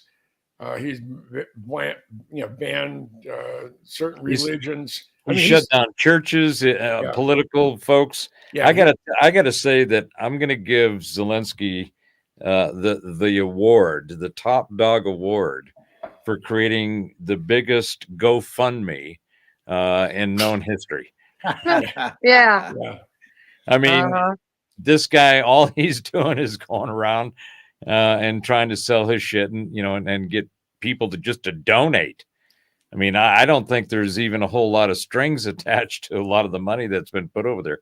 I heard also that I think it was General Douglas. I think maybe his name is McFarland, but he was saying this guy seems to be pretty dialed in. That only 30% of the investment is actually the weapons and whatever they're buying and whatever's Right. being shipped. Only 30% has actually made it to the front lines. And you go, well, okay, that sounds probably like it's true. Is there anybody that's going to ask for an audit? Is there going to be any transparency on anything? Right. No, they're members. If so, why not? They're No, members it won't happen. on the right are saying that there has to be an accounting of where everything, who got what. And I think 80% or more of the Congress critters are on the take. And I think everything's being funneled through the Ukraine. And it has been forever. You look at whose children and nephews and whatever on boards, energy boards in Ukraine, making, what, $83,000 a month was Hunter. He probably doesn't even know how to pump his own gas. But I don't think he Yeah. could start a push mower. Yeah, But So who's going to take the accounting? I mean, if the majority of who's in control now is all on the take or getting money funneled back to them, because they're not going to want it to trace back to them. well, I think that, and that's a great question, but I think that it has to be premised with what will it look like when it ends? So let's talk about that for a second. Based on what we've seen, I mean, we've seen basically almost 2 years of a majority of the fighting along the border, and Russia could easily go in and take over the entire country, even with all the resources we've pumped into it. But it seems to be more about Putin. I call him the Poot. Has been more focused on the people that have been around this border region, which for the most part are Russian, ethnic Russian. Kazakh, and these people have been taking it hard for a long time from these quote unquote Nazis, or these people that identify as Nazis. So it seems as though his intention was to go protect, and he had made statements, stop screwing with these people, stop bombing them, stop killing them, or I'm coming in. And that's basically what it did. It's not as much about NATO, I don't think, as it is about the Russians. And if you haven't seen Oliver Stone's, I was mentioning this to Jim the other night. Oliver Stone did a series back in like 2012, 2013, somewhere around there, The Secret History of America. And it's a multi-part series. And he goes into from the early 1900s through what happened with the First World War, the Roaring '20s, the Depression, the World War II, and all of a lot of very interesting stuff that I hadn't seen before. And it's interesting how Stalin, he was actually he loved Roosevelt. Roosevelt and Stalin got along famously. It was Churchill who apparently was the third leg of the stool that kind of laid little turds on the table every time they got together. But in the information that's available, Stalin was very much, apparently what he felt about Roosevelt was very much what the Russians were. They were very populist. They're nationalists. They are. You talk to Russians and they are mother country, and they are hardcore mother country. And we have a nationalist thing about being an American. And so there was a lot of similarity in the way that the cultures and our countries were. And that's one of the reasons we were able to have a reasonable alliance. But there was some other shenanigans and shit going down. But my point is this. Putin seems to be a populist, nationalist kind of guy. He's not trying to go conquer the world. He's got more resources in the 12 time zones that they have than any other part of the world on its own or combined. It's just an amazing amount of resources. What he's been doing apparently is actually creating a very robust economy by utilizing those resources. But they've had this moniker that's been placed on them as, the Soviets who invaded this and, the Cold War and all this other shit. They've moved way past that. Nobody's going to fire a nuke. In my opinion, nobody wants to fire a nuke because they know it would be the end of everything. The whole mutually assured destruction, the mad thing of the Reagan years, it reached its peak back then. I mean, now there's so much dependency on the globalization of the interaction through all of the global economy that has to be fixed because it doesn't work anymore. But all of the resources and need and want to exchange and do commerce is everywhere. I have a question. Everywhere. So nobody wants to take that out. They want to get the most out of it. And the only way that can happen now is people are realizing that blowing each other up doesn't work. Going and having wars is costly and it's not productive. The only way that you can have any kind of prosperity along with security and peace is to go get your shit straight and go to work with everybody else in the world. And I think that's what we're starting to see. Now, that's my idyllic kind of scenario but I see the possibilities of that. I think that it's real. I think we actually are going to go through this and go, boy, are we glad we're on the other side of that, because look what we got now. I have a question here. Let's say the Russians, when they win the Ukraine war, what's going to happen to all the hardware? All the billions of dollars of hardware that's been pumped into the country. I mean, what's going to happen to You it? talking What about do the you think? military hardware? What Yes, makes definitely. you think some of I that don't- didn't end up with Hezbollah or Hamas or some other terrorist organization? That's Yeah. true. Right. I agree. Mhm. I agree. Because they actually said there was some U.S. Weaponry used in the attack on Israel. Well, that came from Afghanistan more than likely. Yeah. Probably. Yeah. Yeah. Yeah, the Yeah, I was just 85 gonna say, billion look that at- we look at all left. the equipment we Yeah. left when we A pulled out gift of from behind. Afghanistan. Yeah. They should have. I mean, if they were ever going to use a nuke, they should have used it right there. Have any of you seen a thank you card from the Taliban? No, no. No, no. I haven't. You would think by now they'd at least send a cake or something. Except there'll be a bomb in it. That's the only problem. It probably looked like an alien. Oh, this is wonderful. Yes. Well, this is it. I mean, where's it all going to go? I mean, look, I mean, people like myself, I mean, I've got all that many more years to go in my life, but I still like to be able to sit on a nice beach somewhere and enjoy the sunshine without a bit of radiation give me skin cancer and stuffing my liver up. A few margaritas, you know what I mean, Jim? Yeah. Yeah. And it's I mean, I feel very concerned for my grandchildren, and that's where the main concern is. It's what kind of a legacy are we leaving them? I mean, And, Mr. B, what you were saying, it reminds me of Randy Newman's Political Science.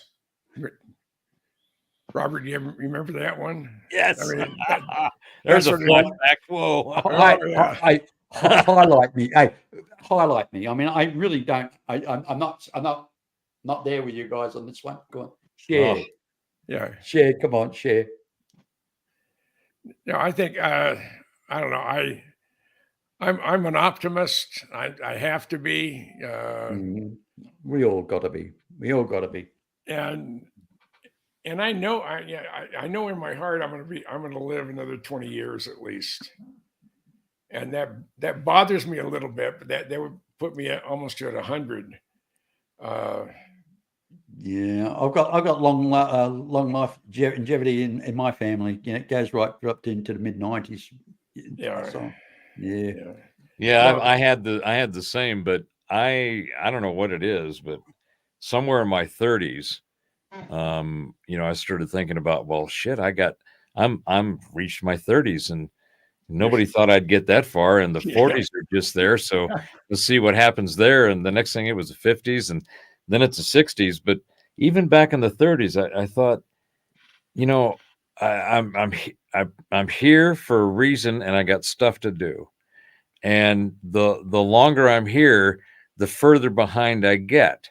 So I feel like I'm so far behind in what I'm here to do that I'm going to be $120 or more before I'm done, before I can check out. So when I would think about what it would be like to be 50 or 60, like I was seeing my parents, when I was Oh 20 God, and they were 30. old at 50. Oh my God, they were so old. And that's one of the things I'm really surprised. It surprises me all the time how old people my age look. I mean, I just sit there and I go, "What? Wait a minute. You're how old?" And it's like, you can't be as old. You look like you're 20 years older than me. What's going on here? Me and Jane talked about that all the time, looking back, thinking about our parents being old all the time, they're so much older than us, but now that we're there at their age, it's like, no, this ain't right. Something's wrong. Yeah. Yeah. On Yeah. my mom's, yeah. I never thought of that.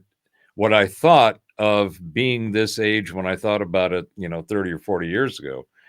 I'm thinking, well, that's not going to be any fun. That based on current course of speed that I'm seeing of people that have gotten there, I gotta switch gears. I gotta, change this thing up. But I feel like I'm in my mid 40s, and I'm 20 years older than that. So I think, $120 is doable. It depends on if I get off my ass and actually get the stuff done I'm here to do. But it feels like even if all I did starting right now and went and got all the things done that I want to do, I'd still have to be 120 in order to get it all done. Yeah. Yeah. Yeah. And I know, I mean, in my heart of hearts, I'm either 15 or 35. Sometimes just 12. When I was 17, Jim, my father pulled me aside and he says, "You realize, son, by the time you get to, if you're lucky, get to 35, he says, you might get to 35. I reckon you're going to be dead by then." And I looked at him and he turned around and said, "Well, let's put it this way." He said, "If you don't change your attitude, I will kill you." Yeah. No, size clip across the ear and a size 12 boot up the backside. That's my father, ex-Royal Marine Commander. Tough as nails, mate. Tough as One of my scariest but favorite phrases was, "I brought you into the world and I can take you out." Yeah, I've heard that one too. But and my mom was 100% Sicilian, and she was born on Halloween. And the day she was born in 1918 was in the middle of the Spanish flu epidemic. And that week, 125 babies were born in Pittsburgh, California, and only 2 survived. My mother was one of them. Wow. But she could put a curse on you. You didn't cross. I mean, she wouldn't have to say a word. All she had to do is give you that look, and she would make Mom was 5'1", black hair, black eyes, a radiant smile on her face. She would either warm up a room or turn it into a deep freeze if you were on the wrong side of her.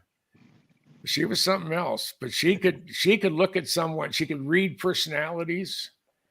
I was raised by an incredible mom, and I think that's why most of the women I've been married to have all been really smart. So, well, do you know what, my mother? How'd that work out for you, Jim? Actually, people say, "Why do you call yourself?" Now, Steve? I mean, Yeah. Hey, come on, you're going to like this one. Hey, people say to me, "Why do you call yourself B?" Because when I was a young kid, if my eldest brothers got into trouble, they'd be called by their first name. When I used to get into trouble by my parents, "Are you little bastard?" And of course, a mate of mine, I was only about 9. A mate of mine heard my mum say that, "You little bastard," and of course, he started calling me B. "Hey, B," and of course, all my schoolmates started calling me B. Everybody starts calling me B because my name is Terence Beckwith with a B-E-C-K, right? Yeah. And of course, everybody said, "Call, hello, Mrs. B," to my mum. So I ended up becoming the little B, the little bastard. So I've been stuck with B all my life. so henceforth, B. That's me. So yeah, quite. It's funny. I was a little tearaway when I was a young fella. Really was. I think it wasn't until I actually joined the army where, I was pulled apart and put back together again. The military is what saved me. I was on the road. I was on the road to oblivion, and I had a choice on my 17th birthday: go in the service or go to juvenile hall until you're 18 as an incorrigible youth. Yeah, very similar to me, Jim, because I got busted with about 15 tabs of LSD. I was with a rock band at the time, a guitar rhythm guitarist, and of course, back then you didn't have a criminal record until the actual judge says this, bang. So I went and joined the army, and I became their problem. And of course, after I swore the oath and everything, then I told them I've got to appear in court. They looked at me. All the papers have been signed. Jeez. So I ended up getting legal representation of the army, and then and of course he's in the court there, and the judge looked at me and he says, "Okay, let the army sort you out. If I see you in this court again, I might just throw whatever. You're going to get discharge thrown on you as well, and you will do time." So I went to the army, and of course, as I'm walking out, the officer looked at me and says, "You don't think you got away with it, son?" my old basic training was hell, literally hell, to the point. Go. Okay, you're on garrison duty tonight. Go and walk the perimeter. It's raining outside. I don't care. Go out there. It makes the grass grow. Go out. Go on. That made it tough for me, mate. Yes, Jim. Yeah. I can relate. I mean, I can remember standing in a garbage can in the common area of there at Lackland Air Force Base, and Sergeant Hansen was screaming at me. His face is about this far from me, and I was I was raised by a Sicilian mother, but I was raised by a dad who was like 6'4", who was born and raised in the infantry. So I was raised under military dictatorship, and this Sergeant Hansen was yelling and screaming. And I'm sitting there, all of a sudden I realize I'm going to laugh, and I can't stop myself. I'm pinching my leg, I'm biting inside of my lip, and all of a sudden I just burst out laughing. He said, "What's so goddamn funny?" I mean, he was just trembling. He was so angry. He said, "Nothing's here. Don't hand me that." And he said, "You're going to tell me this, or you're going to be in there all day long." It's late May in San Antonio, Texas. It's getting hot and it's getting humid. And I said, "Doesn't this bother you?" And I said, "Well, compared to my dad, you're a rank amateur." Oh, off I went, and he said, and I got knocked me out of the garbage can. I had to go. I got back in the garbage can. He went for another 45 minutes. Jim, it didn't do you any harm, did it? Hey, today they call that abuse. Yeah. Well, no, And but- they don't have respect. You think about this, we all got our asses whooped when we were growing up, and then that transferred into timeout. Now, Yeah. I've got my own observation is that the ass whooping group turned out severely much better. outperforms the Yeah. timeout group Yeah. in all categories. And I think, that's the one thing about the military that both BU and Jim were talking about, that I think the training and the discipline and the responsibility that you are forced to do in the military environment. Forget about the killing and the ammunition, the weaponry and the guns and all that stuff. The regiment of having to do your shit on time, be able to pop that quarter off that sheet, everything. In my days, it's called bed boxes, where we had to fold the sheets with all the stripes lined up in a row. But that training is what's missing in the youth in the last couple of generations. Everything is missing from today's youth. That is so discipline, which has the accountability, the responsibility, the dependability, the repeatability that you learn by being in a regimented environment. That they don't understand that shit at all. And that's why they're literally, like I said, they can't start a push mower. I mean, because they don't know what that even means, let alone what to do with it. I think the important thing is, and Jim will agree, is the comradeship. The comradeship where you can trust the guy next to you. You can depend on him. That's another one, yeah. My best friend in the entire world is named Richard Lee Branham. I met him on September 9th, 1962 at Lowry Air Force Base in building 296, room 12. And I knew the moment I met him that he would be my friend. And 60 some odd years later, he's still my best friend.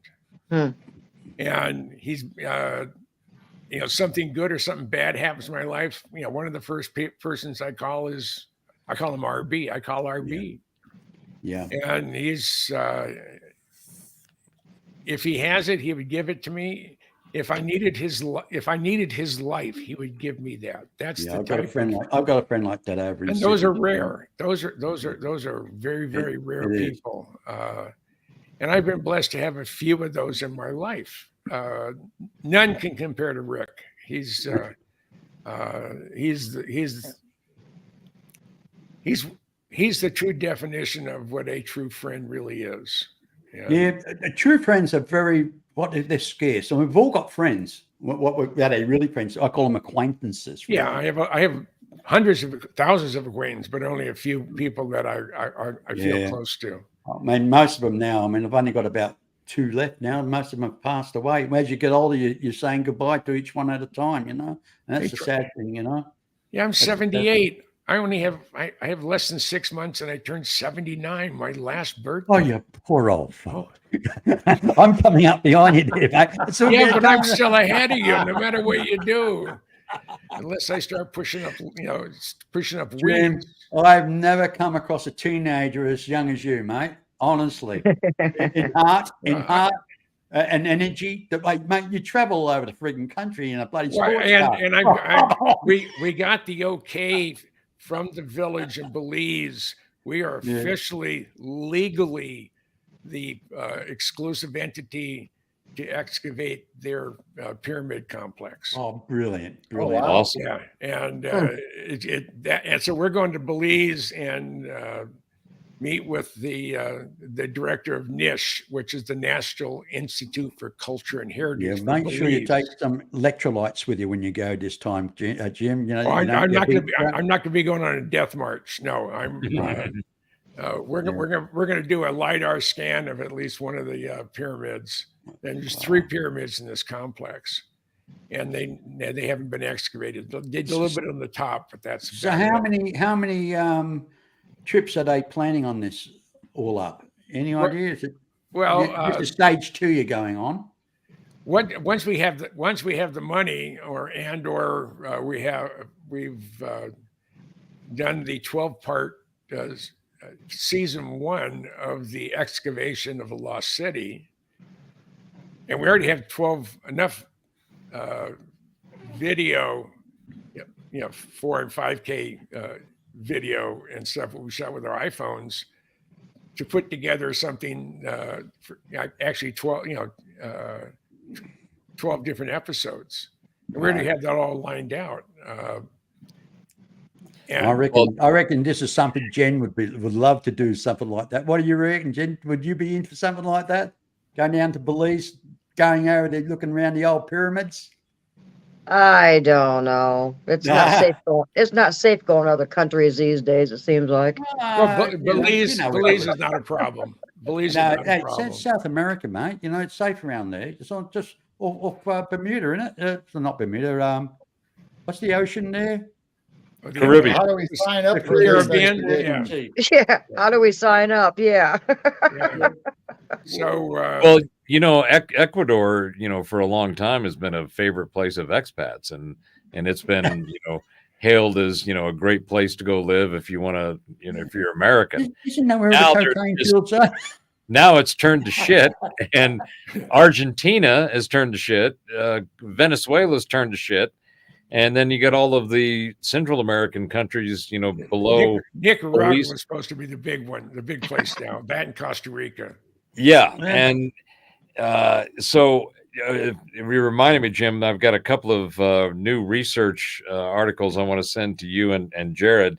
They've done a series of LiDAR in the Yucatan, which, is just north of Belize where you're at. And they have found another shitload of buildings and centers and that they didn't know was there. And there's some very interesting mystery school stuff about the Yucatan. And Edgar Casey, for example, talks about, he had talked about that Atlantis would rise in the 60s at some point, and it was in 69 when they found what they call the Bermuda Road.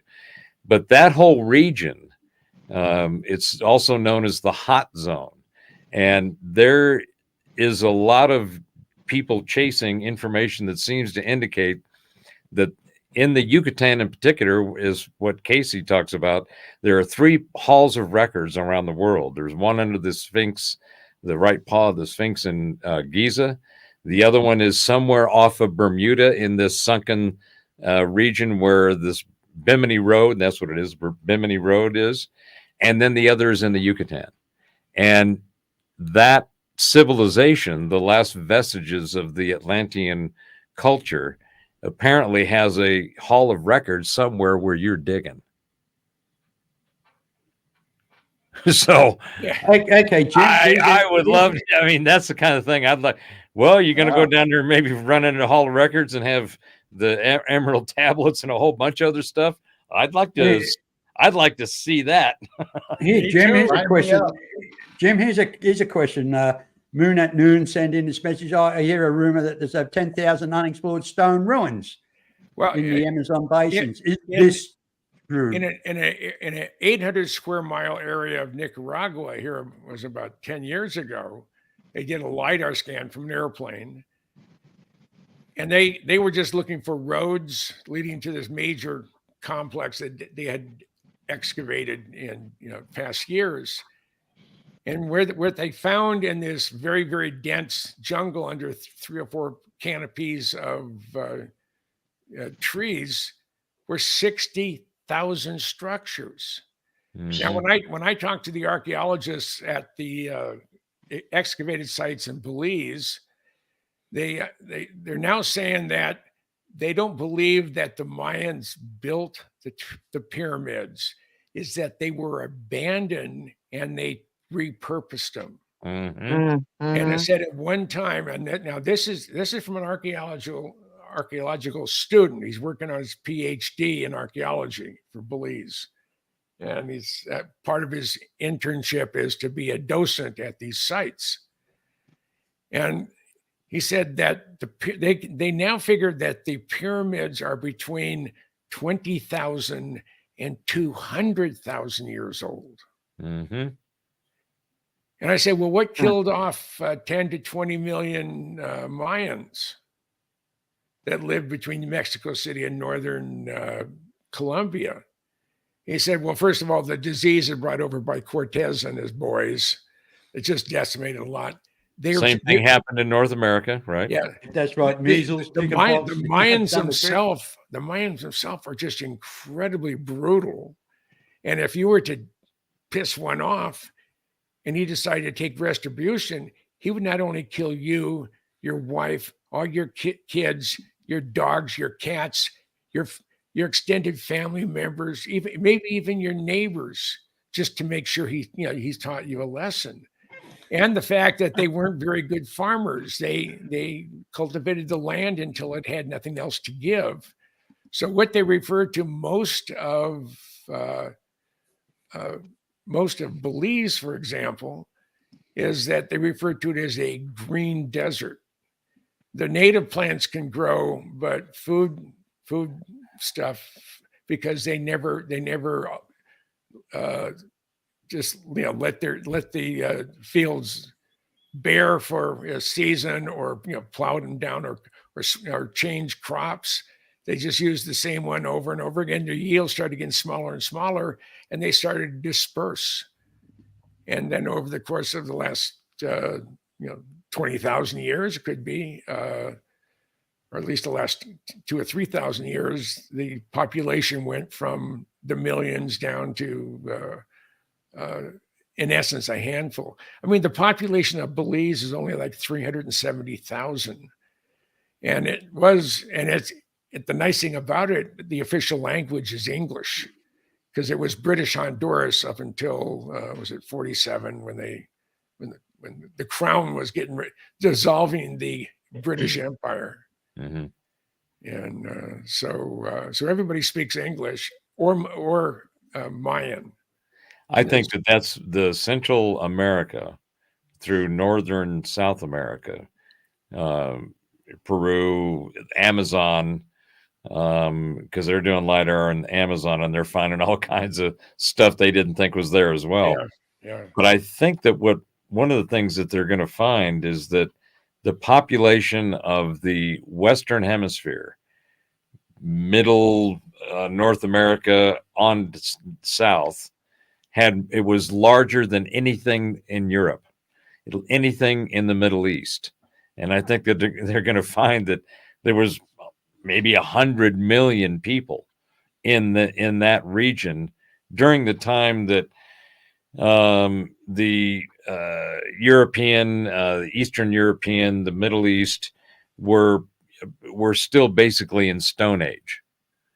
And the population in Central America was extremely advanced. And I think you're right, Jim. I think that the people that the Mayans, the Aztecs, the Toltecs, the Olmecs, and any other X that they come up with, I think those people repurposed an existing infrastructure. And I think that infrastructure was most likely tied to this mythological Atlantean culture. I think that it was a hub of the world because they had access to both oceans. They could go both directions and be able to get to any part of the world from this central location in Central America and the Western Hemisphere. Mhm. So that to me, I think is what we're going to find out in the next, I think it's only going to be 10, maybe 15 years, but I think it's going to happen sooner than later. And the rewriting of history, it's already begun, but it's going to go through some major chapter rewrites here. Were Well, any of these everything- new complexes found by star charts or anything? Like the kid from Canada that was like 14 years old Yep. matched up some of the Central America new cities that they found based on the star patterns. Right. I mean, there's- and just it's actually simple stuff that a lot of the things that we're finding is in spite of the established academic narrative. Graham Hancock is one of the biggest bees buzzing around all these guys and pissing them off, and because he's actually going out and doing the work that they could do, but they would find what he's finding, and that would mean that all of the establishment narrative that they have been earning their degrees and teaching on and making money on is going to be completely changed. And if you are not a part of that change, but you get bulldozed by it, if you see the bulldozer coming, you go, well, that's when you start pointing fingers and, trying to shut people down because they can't possibly be, their information can't possibly make any sense because they're not credentialed. They are not approved by us in the ivory towers of the established academia. These systems and these organizations and institutions they screwed the pooch, which means they've screwed themselves because they didn't take advantage of the fact that independent research, independent minds, citizen journalists, the actual citizen being enabled with technology and time. Once the internet sprung free, it was like, oh shit, you can go learn whatever you want. And you don't have to go through this established path to get that knowledge. You don't need a stamped piece of paper to be an expert or to be knowledgeable on something. You can simply go do your own research and become knowledgeable. So that goes back to what I was saying earlier about the homeschooling. This technology we're about to see an unleashing of knowledge and the transfer of knowledge and information that will fuel that knowledge, that will come up with completely different understandings of what we have now. And people are going to be able to go learn on their own. And the key thing is going to be what do you resonate with? What are you drawn to? What do you have a passion for, a proclivity for, a preference for? And these are all natural parts of the way we function as humans. There's something that we resonate with, and if you find out what that is and you pursue it, you become damn good at it, regardless of whether you get a stamped piece of paper or not. So the pursuit of knowledge and the passions that people have for what they're really interested in is what we're seeing now. And that's going to lead to amazing people with incredible innate talents that are going to be able to blossom and going to be able to show everyone else you really don't, all that old stuff doesn't work anymore. The time for new is now. And here's the way to do it. Just get off your ass, go learn something, and I mean, go investigate it. yeah, Elon Musk said, I don't care if you flunked out of 9th grade. If you can do the job, I'll hire you. And there's no need to go to a college to do anything. Everything is on the internet. Everything is on YouTube. And a whole bunch of CEOs are now saying that, you know what? If we get a resume from someone about ready to graduate from Harvard, it's going to the bottom of the stack over what they pulled the last couple of days. My last real job, I was the curator at the Pacific Aviation Museum in Pearl Harbor. They wanted a PhD. Maybe they would settle for a master's degree. And when I ended up showing them that these guys working on degrees, they have the stuff in theory, but everything they've read in theory, I learned by doing. One of my last conversations I had with Ken DeHoff before he hired me, he said, I want you to come to San Diego. This is the end of 2009. And it'd be the first week of January.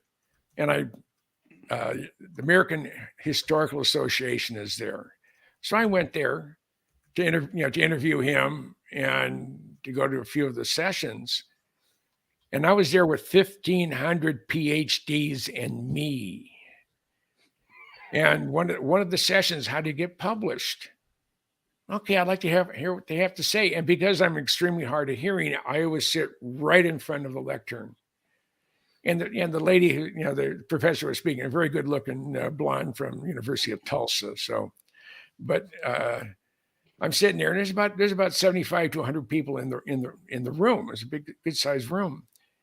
And it was after about 40 minutes of her discussion, she said, wouldn't it be wonderful if you can get your monograph published and maybe place 500 copies? I'm thinking to myself, this is how to get published. I said, I would never put another book out. And so at the end, she said, who here is published? And I raised my hand. And she said, please stand up. Where are you, a professor? I said, well, I'm not a professor anywhere. So I don't have a PhD. I don't have a master's degree. And I have almost a 4.0 with about 3.5 years at University of Minnesota, but I don't have a bachelor's either. Did you show her your official membership of the Best Bullshitters Club? Yep. Yep. And didn't Rosemary say that? I said That's Rosemary's bloody saying, isn't it? I said at the time, she said, I said, I have 21 books published and a total number of books placed with my, sold with my name on it. It's over 400,000. And everybody's hand went down, and no one would else said anything else. And they sort of dismissed the class, but it was just, and I was older than everybody there as well. So it went hand in hand. But one day, Robert, yeah, your post you just did in chat. We just watched a show the other day about based on the lunar cycle, about 28 days and 13 months. Mm-hmm. Is that kind of what you're referring to? Absolutely. That there is more. The Gregorian system that we're under now was a radical shift in a lot of ways, but the lunar cycle is more in harmony with the life cycles of the planet than this. It's basically solar. There's so many different components to it, but I think that actually the Hebrew, the Torah, their calendar is lunar based, and the Hindus have a lunar cosmology, a lunar focused cosmology, but the sun is like incredibly important. It's the life giver. But let's go ahead and throw this out there since we're talking about the moon. How many think is the moon? So the question is the moon an actual rock planet, or is it artificial? Jim, what do you think? I know when they recorded an impact on the moon and it reverberated for a couple hours. Rang like a bell. Yep. Yep.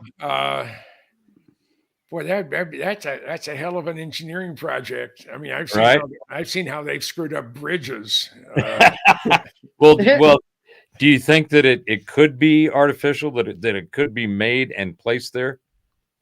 I don't think so.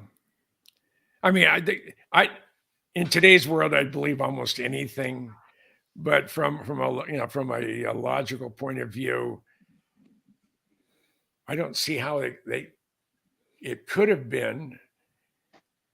And You know that there's mythos back in the Sumerian, Chaldean, Akkadian, and even in some of the Pythagorean and Greek writings, that there was a time where there was no moon. Right. Then there was a time with 2 moons. And then The there's Native American Indians talk about 2 moons. and that brings in the whole Mhm. question of what happened in 1177 BC that apparently has something to do with Venus being a comet being caught in our solar system.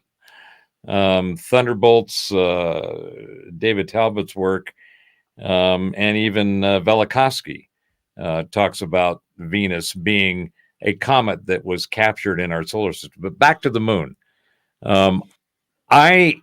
I think it's hollow. I think it's inhabited.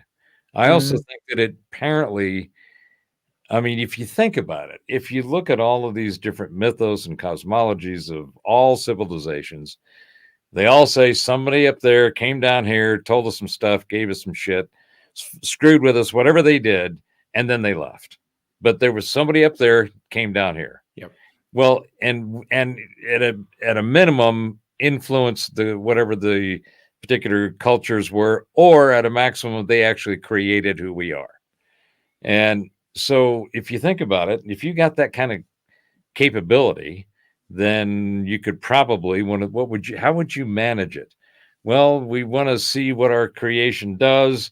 Yeah, and you see the ties into all the different theologies about a progenitor creator that created us and keeps an eye on us. Well, if that stuff is an allegory to what actually happened, meaning there was some cosmic cousin that came down here and popped us into being.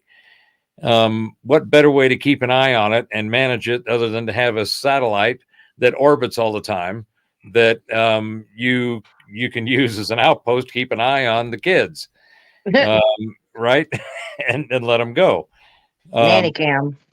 Right, great big nanny cam comes out at night, shines a big light on you. What are you doing while you're not what you're supposed to be doing? Well, I heard some theory about when we talk about Nibiru. Nobody talks about Nibiru. The Anunnaki planet. Now, if anybody stopped thinking, apparently Nibiru was supposed to be a dying planet. That's basically the theory of it all, and they needed gold. And to save their planet, their atmosphere, and everything else. I mean, personally, I don't know, but now they say that could it be possible that Nibiru is actually the moon?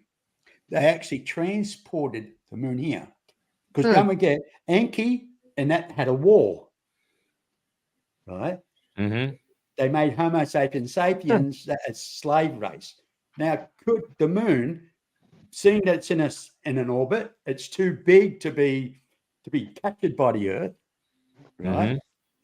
And it's hollow. Could that have been let's put it this way: on Earth we have nuclear fallout shelters to protect life supporting systems and everything else, right? So could the moon be something like that, where the Anunnaki actually lived in? well, And the Earth, it's a big question mark. I think that it makes sense logically, and whether it's fabricated and artificial or if it was a captured planetoid and it was moved, placed, hollowed, engineered, and That's worked what on. I think. That's what I think. And I think it's occupied. I have no doubt Yeah. about Oh, that. yes. Oh, Mhm. hey, All even the your, Apollo even your, astronauts basically said the same thing. hey, Yep. even your old mate, John Lear said that, didn't he? Yeah. Yeah. I had lunch and I ended up sitting next to Buzz Aldrin, and he introduced himself. And I said, well, I know who you are. I said, what can you tell me about UFOs and aliens? And he just put his head down and sort of turned his back on me for a few minutes and came back and just smiled, didn't say a word. And then we just chatted airplanes from that point forward. So Yeah. yeah, so Yeah. this Sometimes you don't have to say. Body language tells all. yeah. Oh yeah. That's for sure. Yeah, Well, I mean, there's one of the theories what created the moon, that we collided with another planet, and it the size of we were both the size of Mars. We were both much smaller, and we got hit, and this thing shot a whole chunk of the planet out, and it was captured by the gravitational pull, and eventually just sort of ended up being our moon. Well, what's interesting too is that saw that comment that just came up. There is nothing in any of the physics models that explains how the moon came to be. It violates all of the planetary physics and astrophysics that we see in all the observations of other moons around other planets. So the size is wrong, the stationary, and the moon does rotate, but we don't see that rotation because of the way that it's positioned. It's exactly it's 400 times the distance from the moon to from the earth to the moon is exactly 400 times the distance of the moon to the sun. And that's why we have eclipses like we had today. Yeah. So there's all these really weird anomalies about this thing that don't fit any of the physics models, and there are no explanations. So yeah, whether the original one I heard when I was a kid is it came out of the Pacific Ocean, right? It just kind of like some big blob popped out, and it's like, well, I don't know what that means. Then there was the whole capture thing, but capture doesn't make any sense because the orbit is perfect. So that wouldn't happen in a capture model. There would be some eccentricity to it. So all of the physics don't work. In fact, they still don't have an answer for the asteroid belt. Right? They know that they've got all these chunks out there. Yeah. But they think, well, it must have been an exploding planet. Well, okay, how do you what in your cosmology explains that? Oh, by the way, while you're at it, tell us what you think this Mars Valinaris is. Mars Valinaris is on Mars. It looks like a giant lightning strike. Yes. And John Brandenburg's done an amazing work on it. Joseph Farrell about the cosmic war. What's interesting is in all these mythos, the asteroid belt, the moon, the devastation of Mars are all talked about in all of this cosmology. They're all explained. There's a story about how each one of those happened. But because it's considered some psychedelic muse by the guys sitting around in robes with beards writing their stories down, they discount it. But all through the Sumerians, Sitchin, his translations, and all of the follow-up translations all have the same story in it. Nibiru, Tiamat, the moons around Nibiru, the cycles, and that I just saw it was like within the last month. All of a sudden, the 12th planet is starting to creep in again, and people are going, wait a minute, we found something out there and we can't explain it. It's like, you guys recycled the same story every 15, 20 years. And you would think with the telemetry and the toys like the James Webb Space Telescope, which is, again, another example of all the cosmology getting turned upside down. Oh, They wow, just is came it? out and said, wait a minute, 13 billion years for the universe is wrong. It's actually 26 billion, and we're still counting, right? So all of these, if you look at the information that's available, you find that, and this is one of the things I like to hang on to. If you look at history as myth and myth as history, you start getting a whole bunch of answers to things that the history that you're told is history can't answer. And because all you do is they've reclassified fact as myth. All these people wrote these stories down. They weren't doing it because they didn't have anything else to do. And if they did, why is there so many common characteristics and mappings to all these different belief systems and cultures that all say the same thing? And apparently they were not in contact with one another. So if you look at the stories that they told about their origins and you take that as fact, all of a sudden a bunch of stuff starts getting answered. Why there's a scar on Mars, why there's an asteroid belt, why there's a moon, all these things. And you go, well, it makes more sense than the official stories do, at least in my opinion. Yeah. How many other orbiting bodies are in a tidal lock like our moon? Well, that's another thing that physics doesn't explain. And you've seen in the movies as we fly through the asteroid belt. I mean, you have to really fly around the stuff. The average distance between objects No, in that's the a joke, asteroid isn't it? belt is 670,000 miles Between rocks. between rocks. Yeah, Yeah. there's just a lot of them, and they're way the hell out there. Yeah, that's just for a bit of kind of Hollywood I saw kind that of on excitement, isn't it? on a computer generated thing using a star map where they said, okay, if we take like Star Wars or Star Trek and we hyperspace into another galaxy, what are we going to hit on our way? So they plotted it all the way out. And just like you said, they're so far apart, you don't hit nothing when you plot your course. Yeah. So I thought And, of course, you'll have something on board that give you variation that can look so far ahead. You'll have your variations and where you're going and correction, speed, and everything else. So now, yeah. sometime I think this year, early next year, the giant Magellan telescope will have first light, and that's in Chile, in the northern part of Chile. It's at 16,000 feet, and the mirrors were made here at the University of Arizona Mirror Lab. And Is that bigger than the Chinese one, or the Chinese one going to be bigger? They utilize 7 27-foot diameter mirrors for their primary mirror. Okay. And they said it will be able to look within. Now, this is when we were only 13.4 billion years old. So we'd be able to look back within 100,000 years of first light. That's when the first star decided to glow. So if that's the case, we're going to see things that we never expected to see. And every time they come up with a new piece of equipment like the Hubble, and then it was now the James Webb, and pretty soon it'll be the giant Magellan telescope. And they're building these big telescopes with multiple mirrors everywhere. Not everywhere, but in more than just one or two places. Everything you knew about physics, everything you knew about astrophysics and astronomy, you almost have to throw out the window and start from scratch, because all the theories, all the ideas they had, that the Big Bang, was there a Big Bang? Not the way they've described it.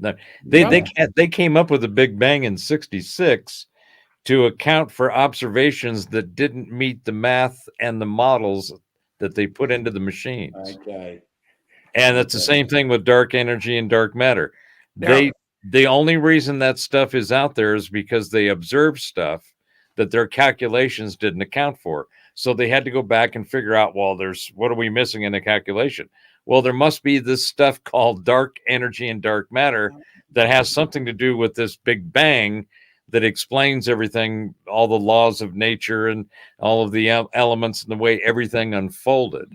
But now, James Webb just threw a turd in that bowl and said, well, now we're seeing twice as far. It's like, well, what else are you going to find when you keep looking, right? Yeah, the Mayo telescope up at Kitt Peak, it's a 4-meter primary mirror. and they modified where the secondary mirror goes. They took the mirror out. They put in a optical head with 5,000 adjustable optical lenses, and their job is to be able to identify over a period of 5 years, looking at the northern sky where they have a sister telescope, the exact same make in Chile, and they're going to do the southern sky. And they're going to catalog the neighborhood of 40 million galaxies to determine if they can figure out what dark energy, dark matter is, because they calculate that the weight of the universe as we know it, they figure over 90% of the weight of the universe is in dark matter. And the thing that doesn't that they just keep missing is the things that Buckminster Fuller, Tesla, Walter Russell, Keeley, even Maxwell and Faraday and Heaviside, they all just found what is the real essence of the universe, which is the ether. It's all etheric, all energy, all water, all communication that we need to exist in a free form is right in the air we breathe. It's in the atmosphere around us. And so because they dismiss that, they don't understand it, the Ethereum, they have to dismiss it because in physics, if you can't observe it, it has to be mathematically modeled. And if the mathematical models try to calculate something that can't be observed, and then all of a sudden they get an observation of something, they look back at the model and go, oh, shit, that didn't work, because they're looking in the wrong place for the wrong thing for the wrong reasons. And the information about how our reality actually exists has been known for at least in the last 150 to 200 years. There have been all of the breakthroughs and all of the formulas and the tests and the tools and the devices have been made to get all the energy we need, to get all the water we need right out of the air we breathe, right out of the environment we're in. But they can't acknowledge that because it'll screw up their entire ownership of the paradigm, and it'll put them out of business because nobody will need them. Nobody will pay them to come up with all this math models, machines, and men to come up with this math magical crap that they say, well, this is how everything exists. This is where everything There's no comes room for variables. Yeah, it's so simple that they have to make it complicated so that they sound like they're the ones who know what the hell they're talking about and what's going on. But they fail every time new information is found by new telemetry, by new tools, new toys, new techniques, new thinking. All of that stuff is completely changing the paradigm. And they don't know they can't handle that because it screws up their little candy store. Well, my friends, we're getting to that time of the day. The time, hey, we're nearly 2.5 hours into it. Hey, we're just getting started. What in the hell are you doing? Yeah, what are you talking about? Yeah, we're just getting warmed up. Robert Come on, guys. Robert and I went on a Zoom call. Was it Sunday? So Okay, listen, I tell you what Monday, I'll do. Sunday, I'll turn We talked for I'm going to go for an undrink. So you have a drink, so you have an undrink. So I'm going for an undrink. I'll leave you guys to it for a few minutes. I'll be back in about 4. No, I have to. I have a full bladder, and I have to say goodnight to my wife. It's, Okay. We'll call it quits then for the night. Yeah. Hey, but we can continue this another weekend. And Yep. I'm glad you called me, and I always enjoy my time here. And of course, with Robert, we can't. I mean, we talked for 3.5, or was it 4 hours here? I think it was almost 4. My eyes were blurry to see the clock when we were done. I was running out of words. Hey, we're a tight family here. You know what I mean? So, Okay. Keep us informed on the South America expedition and stuff. I'd like to know more about that. And Yeah. if all of you out there and listening, say a little prayer for my wife. She goes into brain surgery on Tuesday, so Okay. it's that in mind. it's cancer again. So Yeah. it's Our prayers are with you there, buddy. Don't Yeah, worry. we'll We're be with you. trying. And thank you, everybody out there in cyberspace. All my cybernauts are out there. So, all my cybernauts, hello. Thank you for joining us. And my wonderful friends here. Look, guys, it's a pleasure having you guys on when I'm on. Hey, I love it. I love it. I love So, it too, Jim. I love it too. And, uh, mate, Gerald, thank you very much for joining us. And Jane, Yeah. it's a We pleasure went having ahead you and with us. restreamed this on our channel while we were talking tonight too. So it hit our channel tonight also.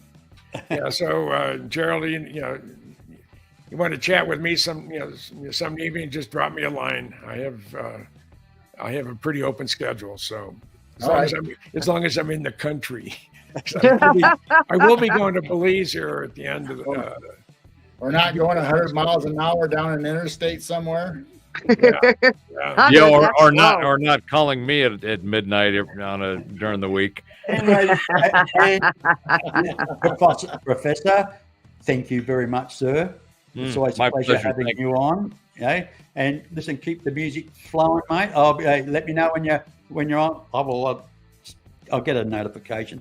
I'll come and listen to your music. Yeah, I streamed 5 of the albums. I've got like 6, 7, or 8 more. Yeah. So I wouldn't mind another you. I wouldn't mind you sending me in emails that didgeridoo. Oh yeah, Samadhi. Yeah. Yeah. Ooh, Yeah. didgeridoo. Do you own that I- one as well, dear? Robert? Yes, I have a didgeridoo. Yeah. It's next to Carol. There's one sitting right next to me. Yep. Oh mate, I love didgeridoo music. It's It's great. awesome. It is, isn't it? It's anyway, guys. Thank you very much, and let's go off stream. I'll just kind of, hey, everybody, remember, be nice, be kind, and aspire to inspire one another.